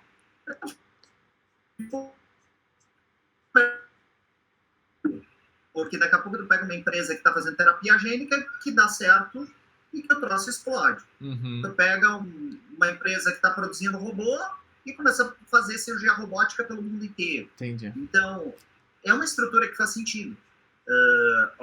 Os únicos investimentos em biotecnologia que eu tenho é via COI.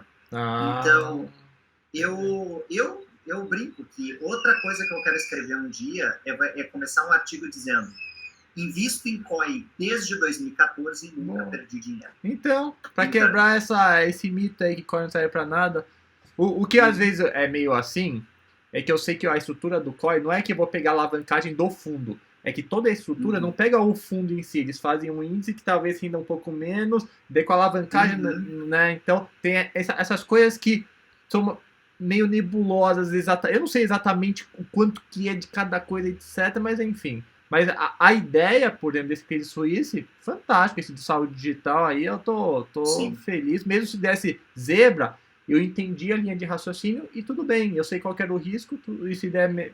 né? Por isso da importância de entender o que tem por trás e não simplesmente olhar qual é o mais bonito e aplicar. Perfeito.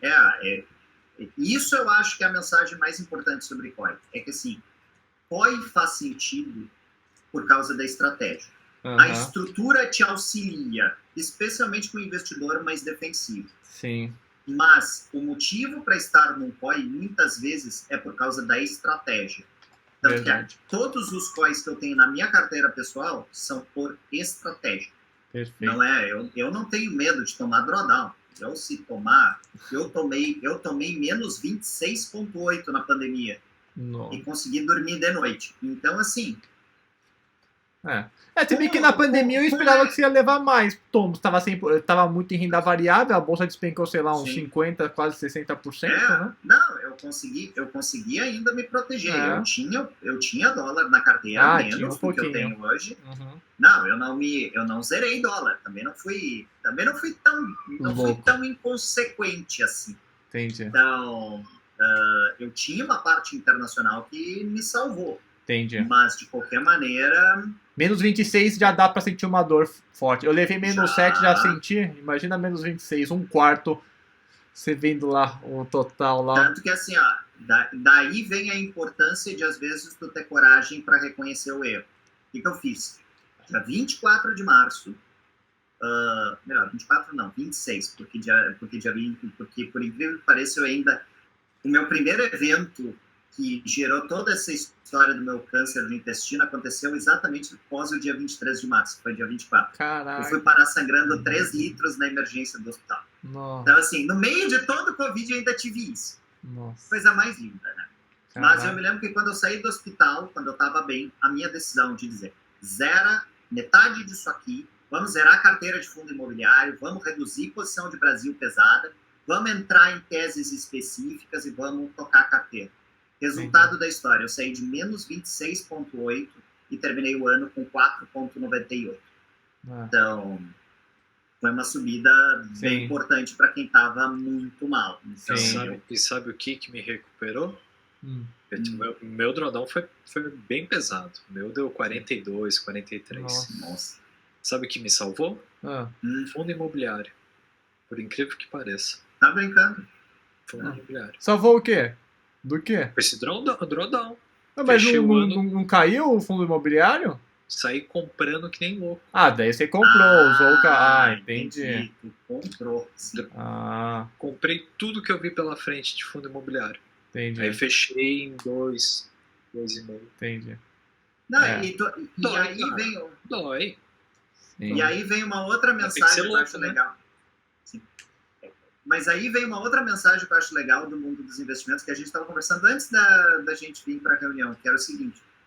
O legal de investimento é que tu pode ganhar dinheiro de várias maneiras. Tu pode ganhar dinheiro investindo internacionalmente, tu pode ganhar dinheiro investindo em ações brasileiras, tu pode ganhar dinheiro investindo em fundo imobiliário, tu pode investir ganhando dinheiro até em day trade. Sim. Tu sabe o que tu tá fazendo, né? Óbvio. Então, essa é uma das belezas do mercado financeiro, uma das coisas que eu acho sensacional, assim. Verdade. Uma coisa que eu não posso terminar sem falar é sobre a questão de dólar. E eu acho que esse é um mundo meio obscuro para todo mundo. A primeira coisa que eu acho que todo mundo tem que ter noção é o seguinte: 50% do nosso mercado é estrangeiro. Lamento informar, dólar importa para nós. Porque para 50% do mercado importa. Exato. Então, e aí tu começa a também entender algumas obrigatoriedades de alguns movimentos, seja do dólar cair ou até da bolsa. Porque, na verdade, o que acontece? Sempre quando um estrangeiro vem para cá, e eu vou fazer um exemplo hipotético, tá, Fernando, para explicar, que é o seguinte. Estou lá, fazendo lá meu TCC, que era uma alocação estratégica para o investidor agressivo, e o cara quer botar 10% em mercado emergente, ele escolhe Brasil. Beleza, maravilha. Vamos ver, vamos calcular. Quanto é que é o retorno esperado para daqui a um ano? 15%. Maravilha. Tá, vamos dar uma olhada nos fundamentos macroeconômicos e a gente vê que existe a possibilidade de ter uma desvalorização cambial de 10% em real. Isso corresponderia mais ou menos num drawdown de mais ou menos uns 11,1. Então, se a gente faz esse cálculo, o retorno médio esperado do investimento dele de bolsa não é 15. Sim. É 4,9. Sim.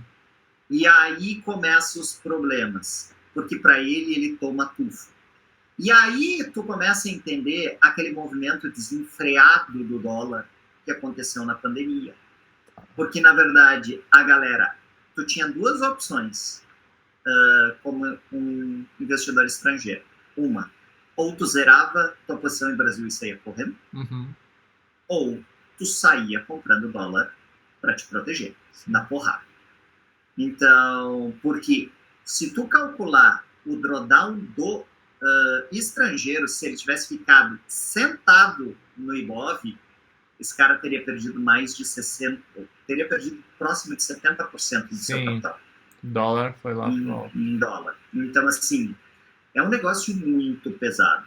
Isso pesa pro cara que tá de fora. O cara tem que fazer conta. Sim. Tanto que, inclusive, isso eu brinco que a cadeira de mercados emergentes que eu fiz fora, ela é basicamente uma cadeira de câmbio. A cadeira para tu fazer cálculo de câmbio. É tu fazer esse cálculo.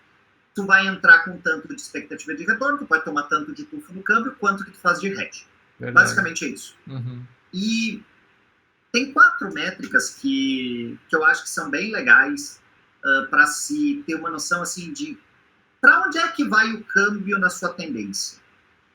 A primeira coisa sobre dólar, e é uma interpretação que tu pode fazer do EWZ, se tu olhar o gráfico do EWZ, ele é muito engraçado, porque na verdade o nosso gráfico de bolsa ele é para cima. A gente está numa LTA, numa linha de tendência de alta. Tu olha o EWZ, tu tá numa linha de tendência de baixa. Tu vê o gráfico cada vez mais para baixo. O que isso te fala? Que, na verdade, a nossa moeda está se desvalorizando. A nossa moeda tem uma tendência de baixa comparada ao dólar. Sim. Há anos isso. E, na verdade, tem 4 coisas que a gente pode ver que nos ajuda a entender um pouco o fluxo de dinheiro. Que isso também é uma coisa importante. Porque analisar câmbio é basicamente tu entender como é que funciona dinheiro.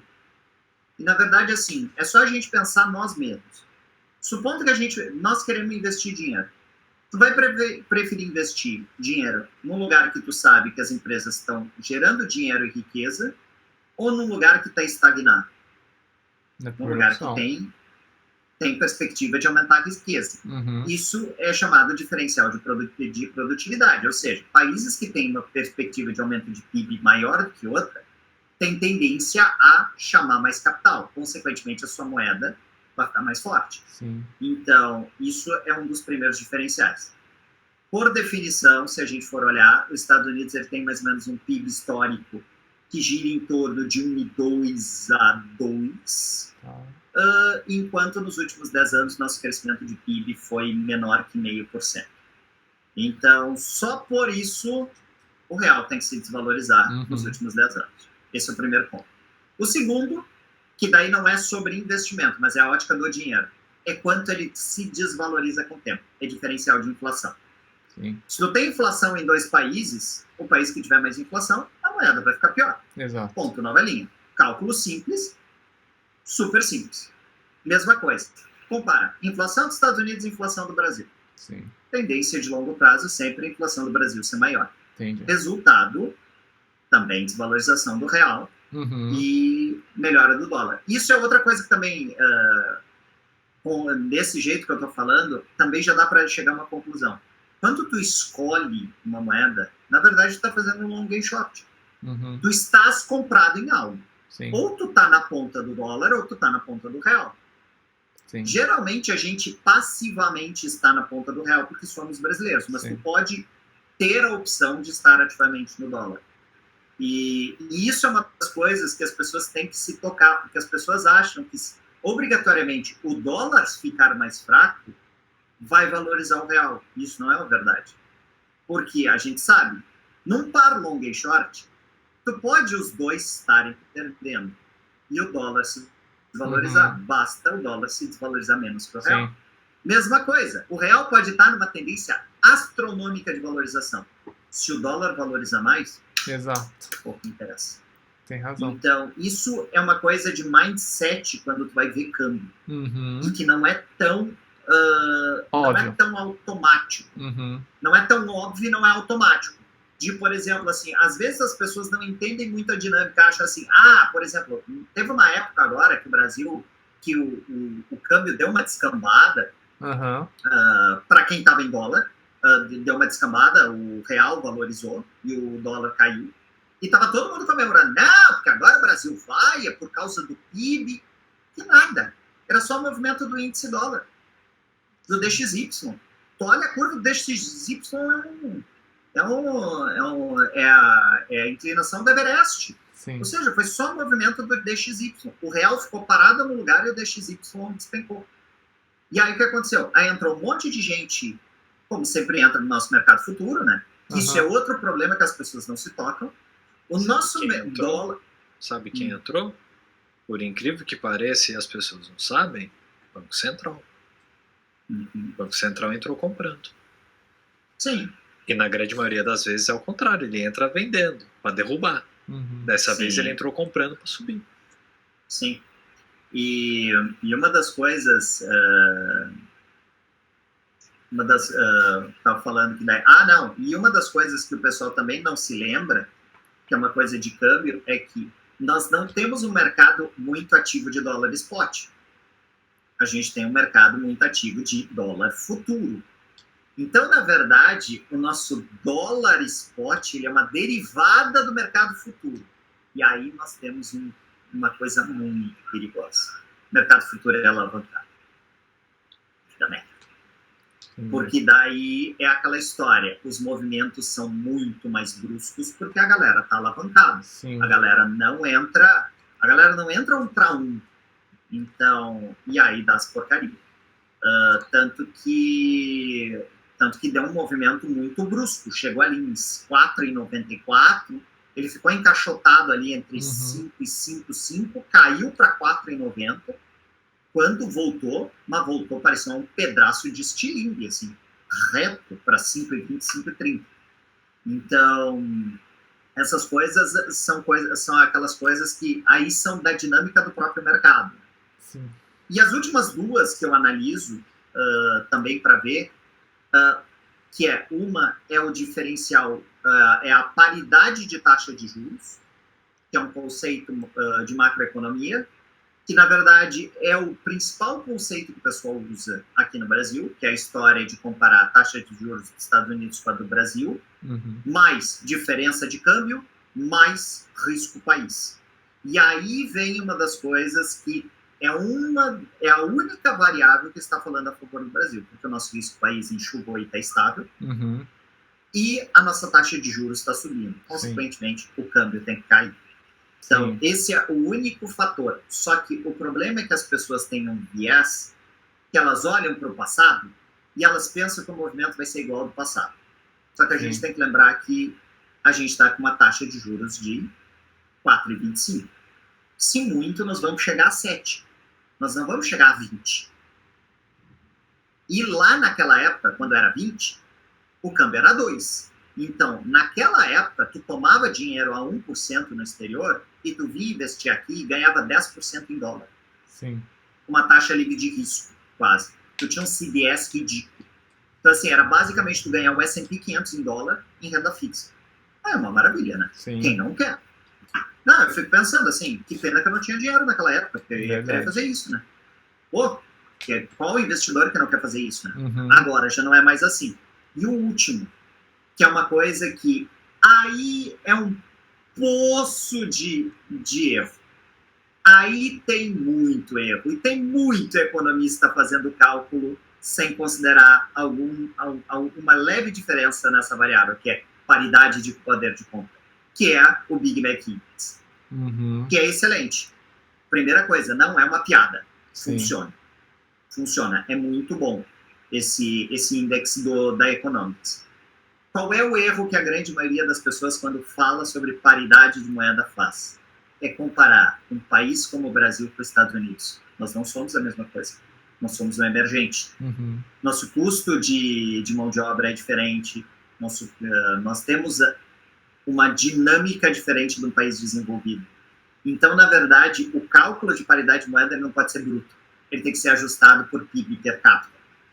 E aí vem o grande perigo de usar esse cálculo errado.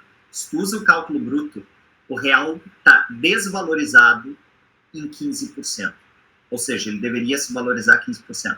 Quando tu ajusta por PIB per capita, ele está sobrevalorizado em 30%. Caraca.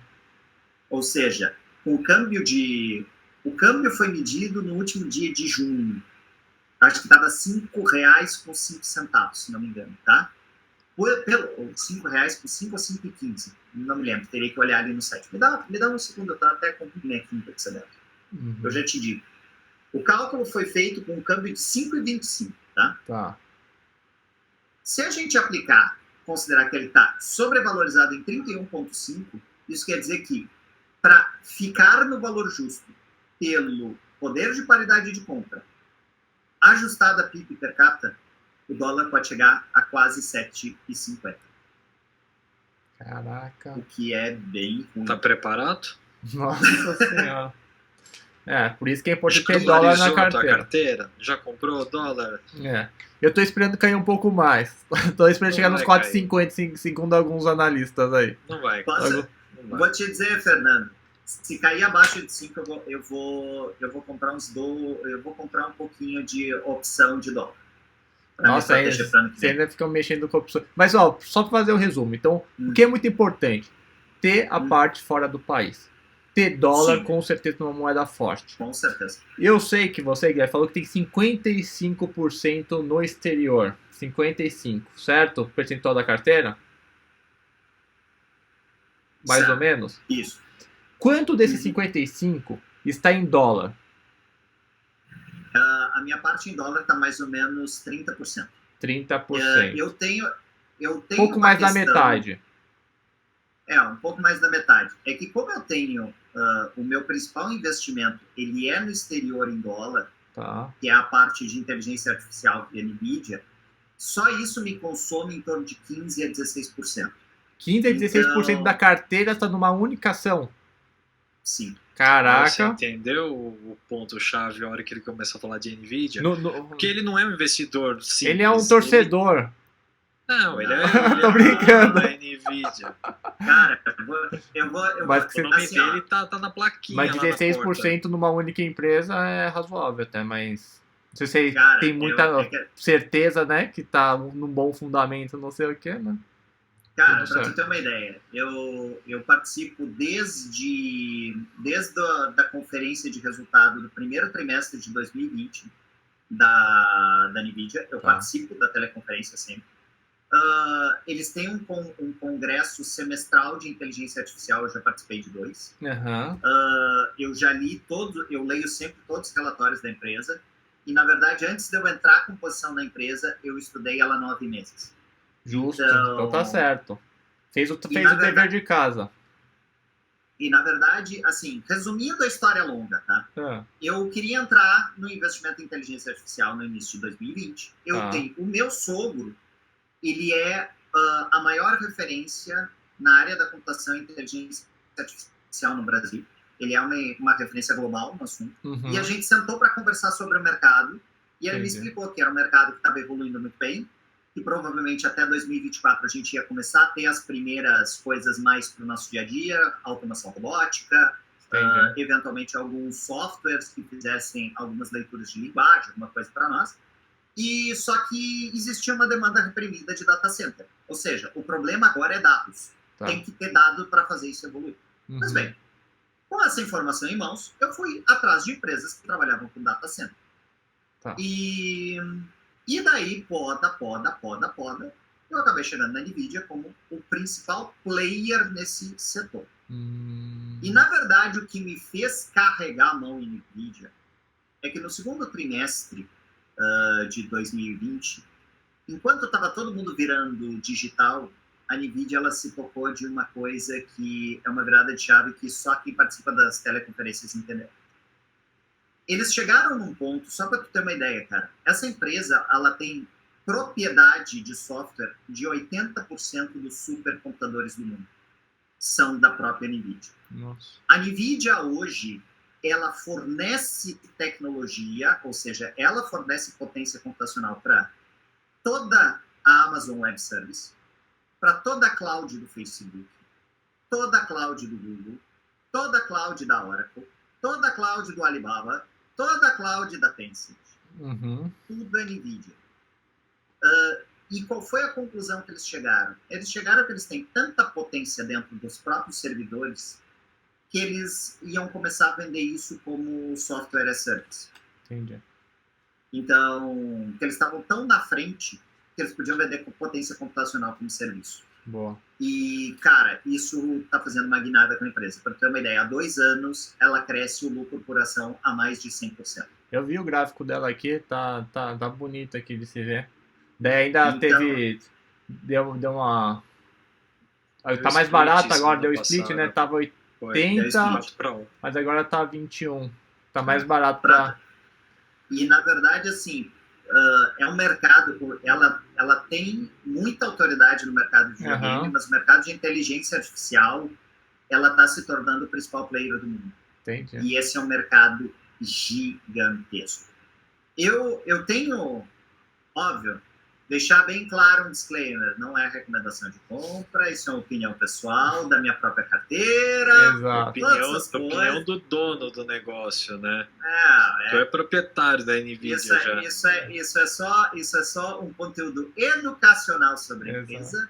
Mas é bom a galera saber o seu racional, né? Tem gente que investe sem saber os fundamentos, sem saber a história, tipo, o dever que você falou, pô, fiz o dever de casa, estudei não sei quantos meses, não sei o que, ver que você tem noção do que se trata a empresa, quais são os maiores desafios, o que ela tem de potencial, e é isso que tem que ter, né? Essa visão de dono, que nem você fez isso tudo certinho, então... E, na verdade, isso aí. E aí vem uma das coisas que eu comento, que eu gosto de trazer até para os meus próprios clientes, que eu gosto de dizer que assim, por exemplo, ações brasileiras, eu sigo a carteira recomendada da Bendorf. Bendorf, tá. E na verdade, qual é o racional que eu acho? É que é aquela história do Warren Buffett sobre do círculo de competência. Tem gente que tem círculo de competência para commodities. Boa. Tem gente que ganha dinheiro com varejo. Tem gente que ganha dinheiro com healthcare. Eu ganho dinheiro muito com tecnologia. Porque você manja, assim, sua área, então você foca mais nisso. Tá. Então, assim, é uma área que eu tenho naturalidade, é uma área que eu consumo. Eu entendo muito bem negócio de computação, Facebook, Microsoft, essas coisas. Porque coisas que eu consumi metade da minha vida. Então, eu consigo entender como ótica de consumidor. Para mim é mais fácil ver isso. Com certeza. O que eu quero dizer com isso? Na hora de tu sair montando uma carteira por tua conta de 15, 20 ativos, o resumo é que tu vai ter um monte de tralha e que tu não vai olhar nada direito. Às vezes, para mim, faz muito mais sentido eu pegar assim, ó, beleza, a minha parte Brasil eu vou entregar para a Bendorf. A Bendorf vai montar, beleza. Minha alocação de Brasil em equities é com a Bendorf. Beleza. Parte da minha alocação internacional tá com o Morgan. Mas eu quero ter exposição ao mercado de inteligência artificial. Beleza. Fui lá, estudei, escolhi uma ação, beleza. Tem convicção completa. Hoje, se Nvidia cai 50%, o meu único problema é com a minha gestão de risco de carteira. Porque a vontade que me dá é liquidar patrimônio para comprar. Entendi. Essa é a minha única preocupação. Porque daí eu tenho que brigar com os meus vieses. Sim. Só isso. Porque, por convicção, eu tenho a convicção que essa empresa é muito mais barata. E aí eu não vou dizer valores, porque senão depois alô CVM, mas assim, eu tenho convicção completa que o preço de tela é muito mais barato do que o que ela realmente vale no futuro. E aí vem aquela máxima que é o grande problema da grande maioria dos investidores, né? O primeiro é que as pessoas compram letras e papéis e não compram empresas. Exato. E que todo mundo sabe o preço das coisas, mas ninguém sabe o valor de nada. Quando começar a conhecer o valor, tu vai começar a ganhar dinheiro. Exato. Então, tem razão. Então, assim, mas voltando para aquele assunto, por isso que eu tenho 30%. Se eu não tivesse uma posição tão estanque da minha carteira, eu geralmente, eu tenho um cálculo que eu faria, que pelo menos eu não ficaria com menos de 20%. Tá, dolarizado. Em nenhum momento. Mesmo em momentos que eu julgasse assim, que o dólar vai ficar de lado, ou até cair, eu não ficaria com menos de 20. E eu faço nas minhas alocações, especialmente clientes mais agressivos, eu tenho uma tendência, isso eu já vi que funciona, para tu conseguir dar um retorno maior e ao mesmo tempo tu controlar drawdown, de tu fazer uma proporção assim, 2/3, 1/3, onde tu põe 1/3 de renda variável dolarizada para 2/3 não dolarizada. Não quer dizer que tem que ser Brasil. Pode ser renda variável internacional redeada. Pode ser um AXA, Digital Economy ou Robotech redeado. Pode ser um COI. Entendi. Pode ser. Perfeito. Pode ser os próprios fundos Morgan, os fundos todos eles. Então, assim, eu acho que funciona muito bem. Isso eu vejo por estudo de montagem de carteira, que isso dá uma base muito interessante e que tu consegue ter um retorno composto analisado melhor e que, na verdade, a tua vol, ela vem dos retornos positivos, porque o teu drawdown é menor. E nisso o Davi pode falar um pouco, porque ele tem acompanhado bastante comigo montagem de carteira e dizer sobre isso. Assim. Não, é absurdo, né? É absurdo. Porque, principalmente eu, que tinha uma visão de mercado um pouco diferente do tradicional. A hora que eu conheci o Guilherme, e o Guilherme começou a falar, faz assim, faz assado, que vai melhorar, eu falei, isso aqui não vai melhorar nunca, isso aqui vai ferrar. Não tem como melhorar, nunca. Porque eu sou 100% dolarizado, que é uma curiosidade que dificilmente eu falo. Sua carteira está 100% dolarizada? Eu sou 100% dolarizado, meu patrimônio está 100% dolarizado. Aonde? Em algum lugar aí. Tá em algum lugar. Caraca. E aí, quando ele me fala, quando o Guilherme começou a falar, cara, coloca dólar na carteira, eu falei, não dá pra colocar. Porque eu sei entendi. O que é ter dólar. Eu falei, cara, põe que vai dar certo. Cara, é batata. Melhorou assim, cara, sei lá, uns 40%, 50% da expectativa que eu tinha. É absurdo. É absurdo. A partir desse momento eu virei a chave e falei, caramba, dólar é bom mesmo. Sim. Você dorme mais tranquilo também. Eu fico super tranquilo. Na minha carteira tem tudo, né? Tem os dólar, daí tem o multimercado, tem a parte de ações, tem um pouco de private equity, tem um pouquinho de criptoativos. Eu sei que o Guilherme odeia criptoativos, mas eu fico... Pra mim a bolsa pode despencar. Deixa eu te contar então uma coisa. Eu não odeio criptoativo. Deixa eu contar então. Você só não tem na carteira. Eu não tenho na carteira agora. Até semana passada tinha. Um dos meus cases que me salvou o ano foi criptoativos. Eu acho que é até legal eu contar essa história até como um case de investimento para entender um pouco a filosofia do Howard Marks, porque foi exatamente o livro do Howard Marks que me salvou o meu lucro de cripto. O que eu fiz?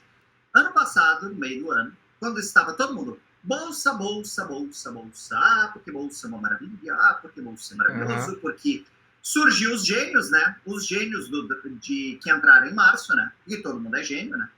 Afinal, né? Compraram no dia 23 de março, o mercado subiu e todo mundo virou gênio. Né? Aí é blogueiro dizendo que nasceu para ser investidor, toda aquela coisa. Né? Beleza. Aí cara, ninguém tá falando de cripto. E eu tinha, deixa eu aproveitar aqui, isso aqui, para quem quer entender de cripto, é o melhor livro para se ler, tá? Criptoativo. Esse aqui é o livro indicado pela Hashdex para ler sobre cripto. Eu ganhei ele, e ele estava jogado aqui, esperando na minha lista para ser lido. E aí quer saber, o melhor momento para tu estudar um ativo é quando ninguém fala. Sim. Eu resolvi ler esse troço. E daí eu finalmente entendi qual é o conceito de blockchain, qual é as utilidades da tecnologia, e entendi um pouco mais do ativo. E aí beleza, faz sentido. Fiz pesquisa de mercado e vi que existia uma expectativa de retorno composto anualizado para os próximos 5 anos de 66% em tese de blockchain. Maravilha. Entrei com 2,5% do meu patrimônio. Resultado dessa tese, ganhei 490%. Eu investi pelo Voyager, pelo Hashdex Voyager. Sim. Só que o que aconteceu? E aí vem a história do Howard Marks. Eu estava lendo o livro do Howard Marks na época que, mais ou menos análogo à época do IPO da Coinbase. e lendo sobre ciclo de mercado e tal. E aí eu me deparei com um artigo da Forbes chamado O Mito da Bolha do Bitcoin. E daí eu fui ler. Porque eu achei que, eu achei que era um artigo que ia falar sobre, não, que Bitcoin é bolha, assim, aquelas coisas que todo mundo, Bitcoin é bolha, não é bolha. Mas foi um dos artigos mais sensacionais que eu li sobre cripto. Por quê? Porque, na verdade, ele fez um estudo histórico comparando os eventos pós os halvings, que são o momento que tem aquela diminuição do prêmio de emissão de cripto para os mineradores, e sempre que tem um halving, existe uma narrativa pró-cripto e aquilo explode. E, naturalmente, cai 80% do valor que explode.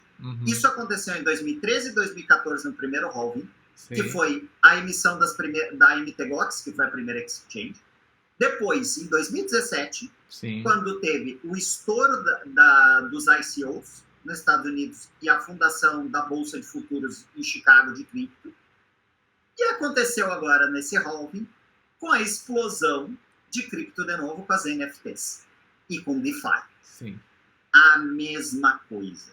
E aí eu fui olhar algumas métricas, que geralmente o mercado começava a saturar quando chegava em mais de 80% de volatilidade. Geralmente o retorno era em torno da casa de 9 a 10 vezes. Beleza. Aí eu fui olhar para o meu retorno. Eu finalizei com 490 e poucos %. Eu estava no IPO da Coinbase, eu estava com quase 700%. Nossa. E aí foi um raciocínio de prêmio de risco. Tipo, infelizmente eu perdi parte desse retorno porque eu tinha que cotizar o fundo, entendeu? Então, na verdade, quando saiu isso, eu me toquei e disse, quer saber, tá na hora de pular fora. Meu prêmio de risco é muito pequeno para a quantidade de volta. Entendi. E aí eu pulei fora. Resultado, 5 dias depois... Cagado esse timing. No timing.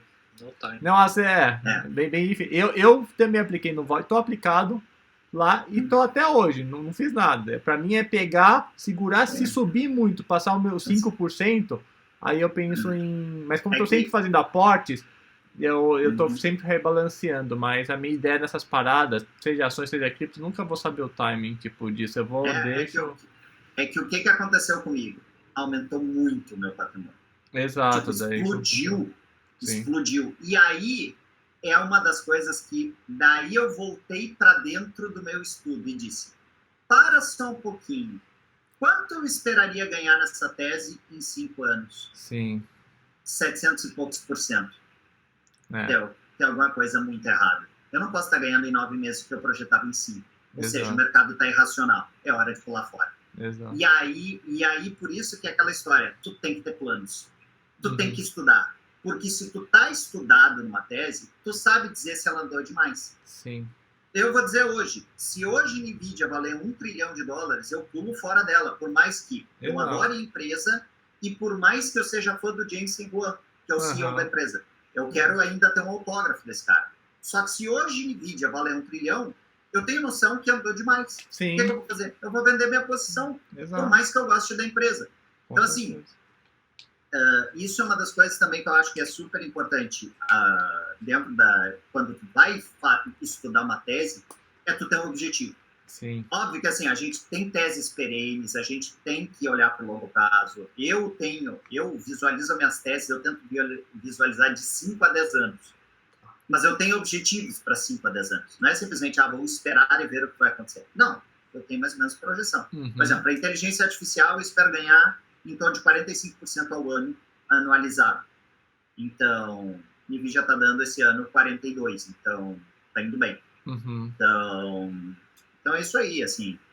Olha, acho que a gente vai ter que marcar mais para conversar outras vezes, né? E assunto vai ter. Não, eu achei muito bom, deu para pegar a ideia, eu acho que você explicou super bem, Guilherme, a parte da importância, falou dos ativos também, acho que isso é super legal, não só falou das proporções, mas falou de ativos por ativos, o que você faz, BDR, os fundos, mas eu acho que com certeza... Acho que a última coisa, a última coisa antes de acabar o tempo. Sim. Tem 3 minutos, hein? Dá sua mensagem final aí. A mensagem final é sobre o S&P 500. E daí todo mundo perguntaria, mas agora é a hora de investir no S&P 500? Eu não tenho nenhuma dúvida que sim. Em termos de valuation, a Europa está mais barato, é um call óbvio.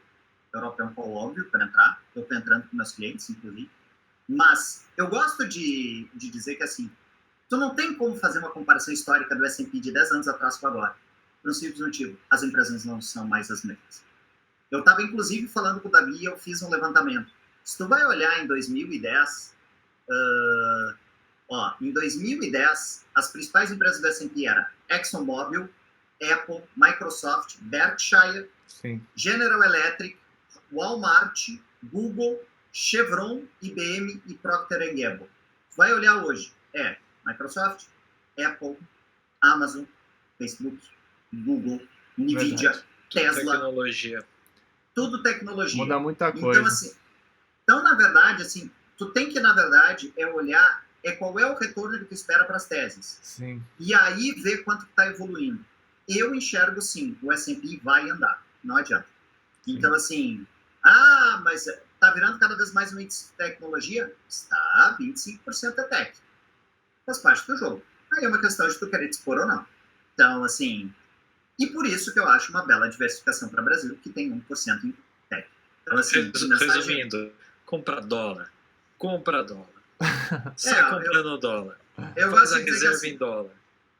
O resumo final que eu diria, antes de acabar e eu cair aqui, é que tem que investir fora, porque o dinheiro está grande lá fora, e tem que proteger com dólar. Dólar é a melhor proteção de patrimônio para o brasileiro. E é isso aí.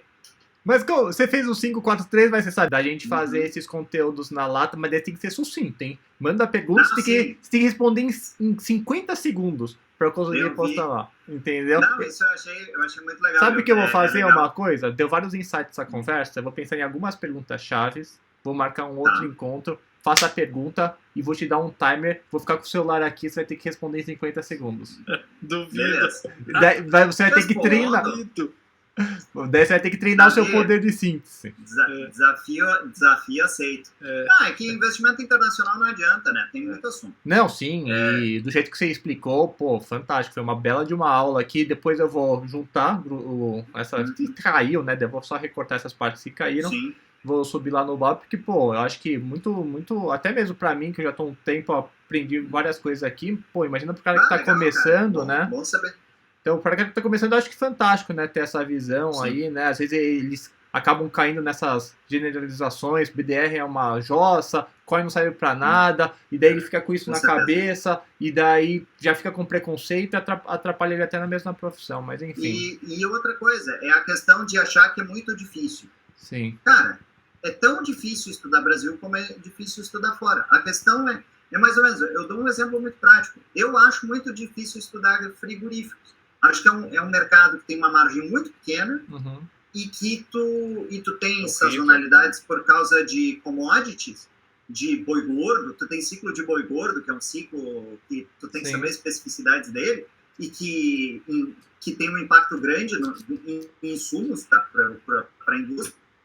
Então, assim, eu não estudo isso, entendeu? Eu aceito que eu não entendo isso e ponto na balinha. Eu delego.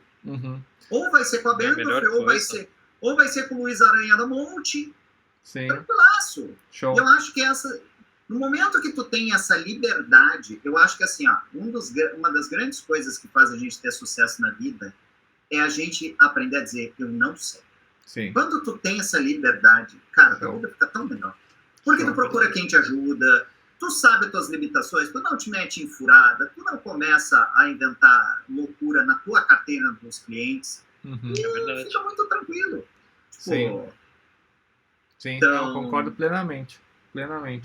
Outro dia a gente pode falar também, as minhas duas principais empresas que eu tenho investido é Nvidia e Amazon.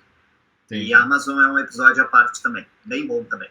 Mas esse negócio de ficar falando de empresa é um negócio polêmico, viu? Que depois o cara fala, o cara é analista e não sei o quê. Não. É complicado.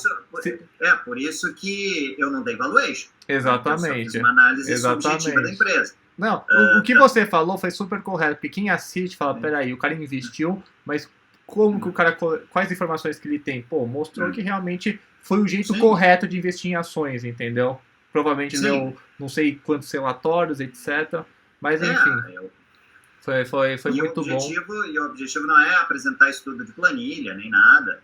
Assim, é realmente... Não, isso eu tomo bastante cuidado, assim, especialmente quando eu vou falar com os clientes. Porque... Mas eu vou anotar umas perguntas aqui, e daí eu nem vou te passar antes, daí a gente vai marcar e eu vou de supimpa 50 segundos, porque é bom que daí você vê o que vai na cabeça, entendeu? Tem coisas que talvez você já sabe de cor, tem outras coisas que talvez vão ser surpresas. E daí, pra colocar nos 1 minuto, o Davi também, vou colocar. Qual que é a sua especialidade, Davi? Que eu quero saber qual que é o ponto que eu vou te abordar. Minha especialidade é chupinhar os calls do Guilherme. Não, o seu, na verdade, sua especialidade é saber do backstage, das polêmicas que rolam por trás. Exatamente. E isso que dá mais audiência. Eu vou dar um spoiler. Esse aí manja long and short, tá? Long and short? Um pouco.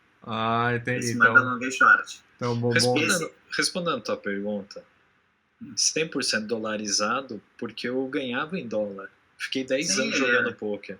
Ele era jogador profissional de poker, ele ganhava tá tudo no PokerStars. Tudo dólar. Entendi. Galera, eu vou ter que fazer o seguinte, eu vou indo lá, senão eu vou apanhar, senão eu já passou meu alvará aqui. Eu imagino. Mas brigadão, viu, Guilherme? Pela atenção, pela aula aí, foi super rico e vou te chamar para os próximos encontros aí, viu? Eu que agradeço a oportunidade da gente estar conversando e fazer parceria e continuar batendo papo sobre investimentos. Não, com certeza. Ali com o Davi. Uma reunião, vou marcar aqui, o que eu quero fazer? Eu quero mostrar minha carteira de investimentos, os percentuais que eu tenho em cada um, e você dá o hospital, que seja honesto. Pô, eu fico feliz se você chegar, pô, eu acho que isso daqui não tá legal. Porque às vezes a gente quer melhorar e a gente fica cego, né? Que a gente não tem essa visão que nem você tem de outras pessoas. Então depois vai ser um negócio desse. Ele é o cara pra alocação. Então beleza, depois a gente... é um cara legal pra isso. A gente conversa, então, Guilherme. Lá é só, porque senão vai dar ruim aqui. Valeu, Guilherme, até mais. Falou. Um abração. Davi, valeu aí Obrigado. pela ponte, viu? Imagina, Guilherme super gente boa, super prestativo, super... Gostou? Curtiu? É bom ter pessoas assim no seu escritório, assim, né, que você, pô, dá pra trocar ideia, o cara é inteligente, né, tipo, essa troca é muito importante, né.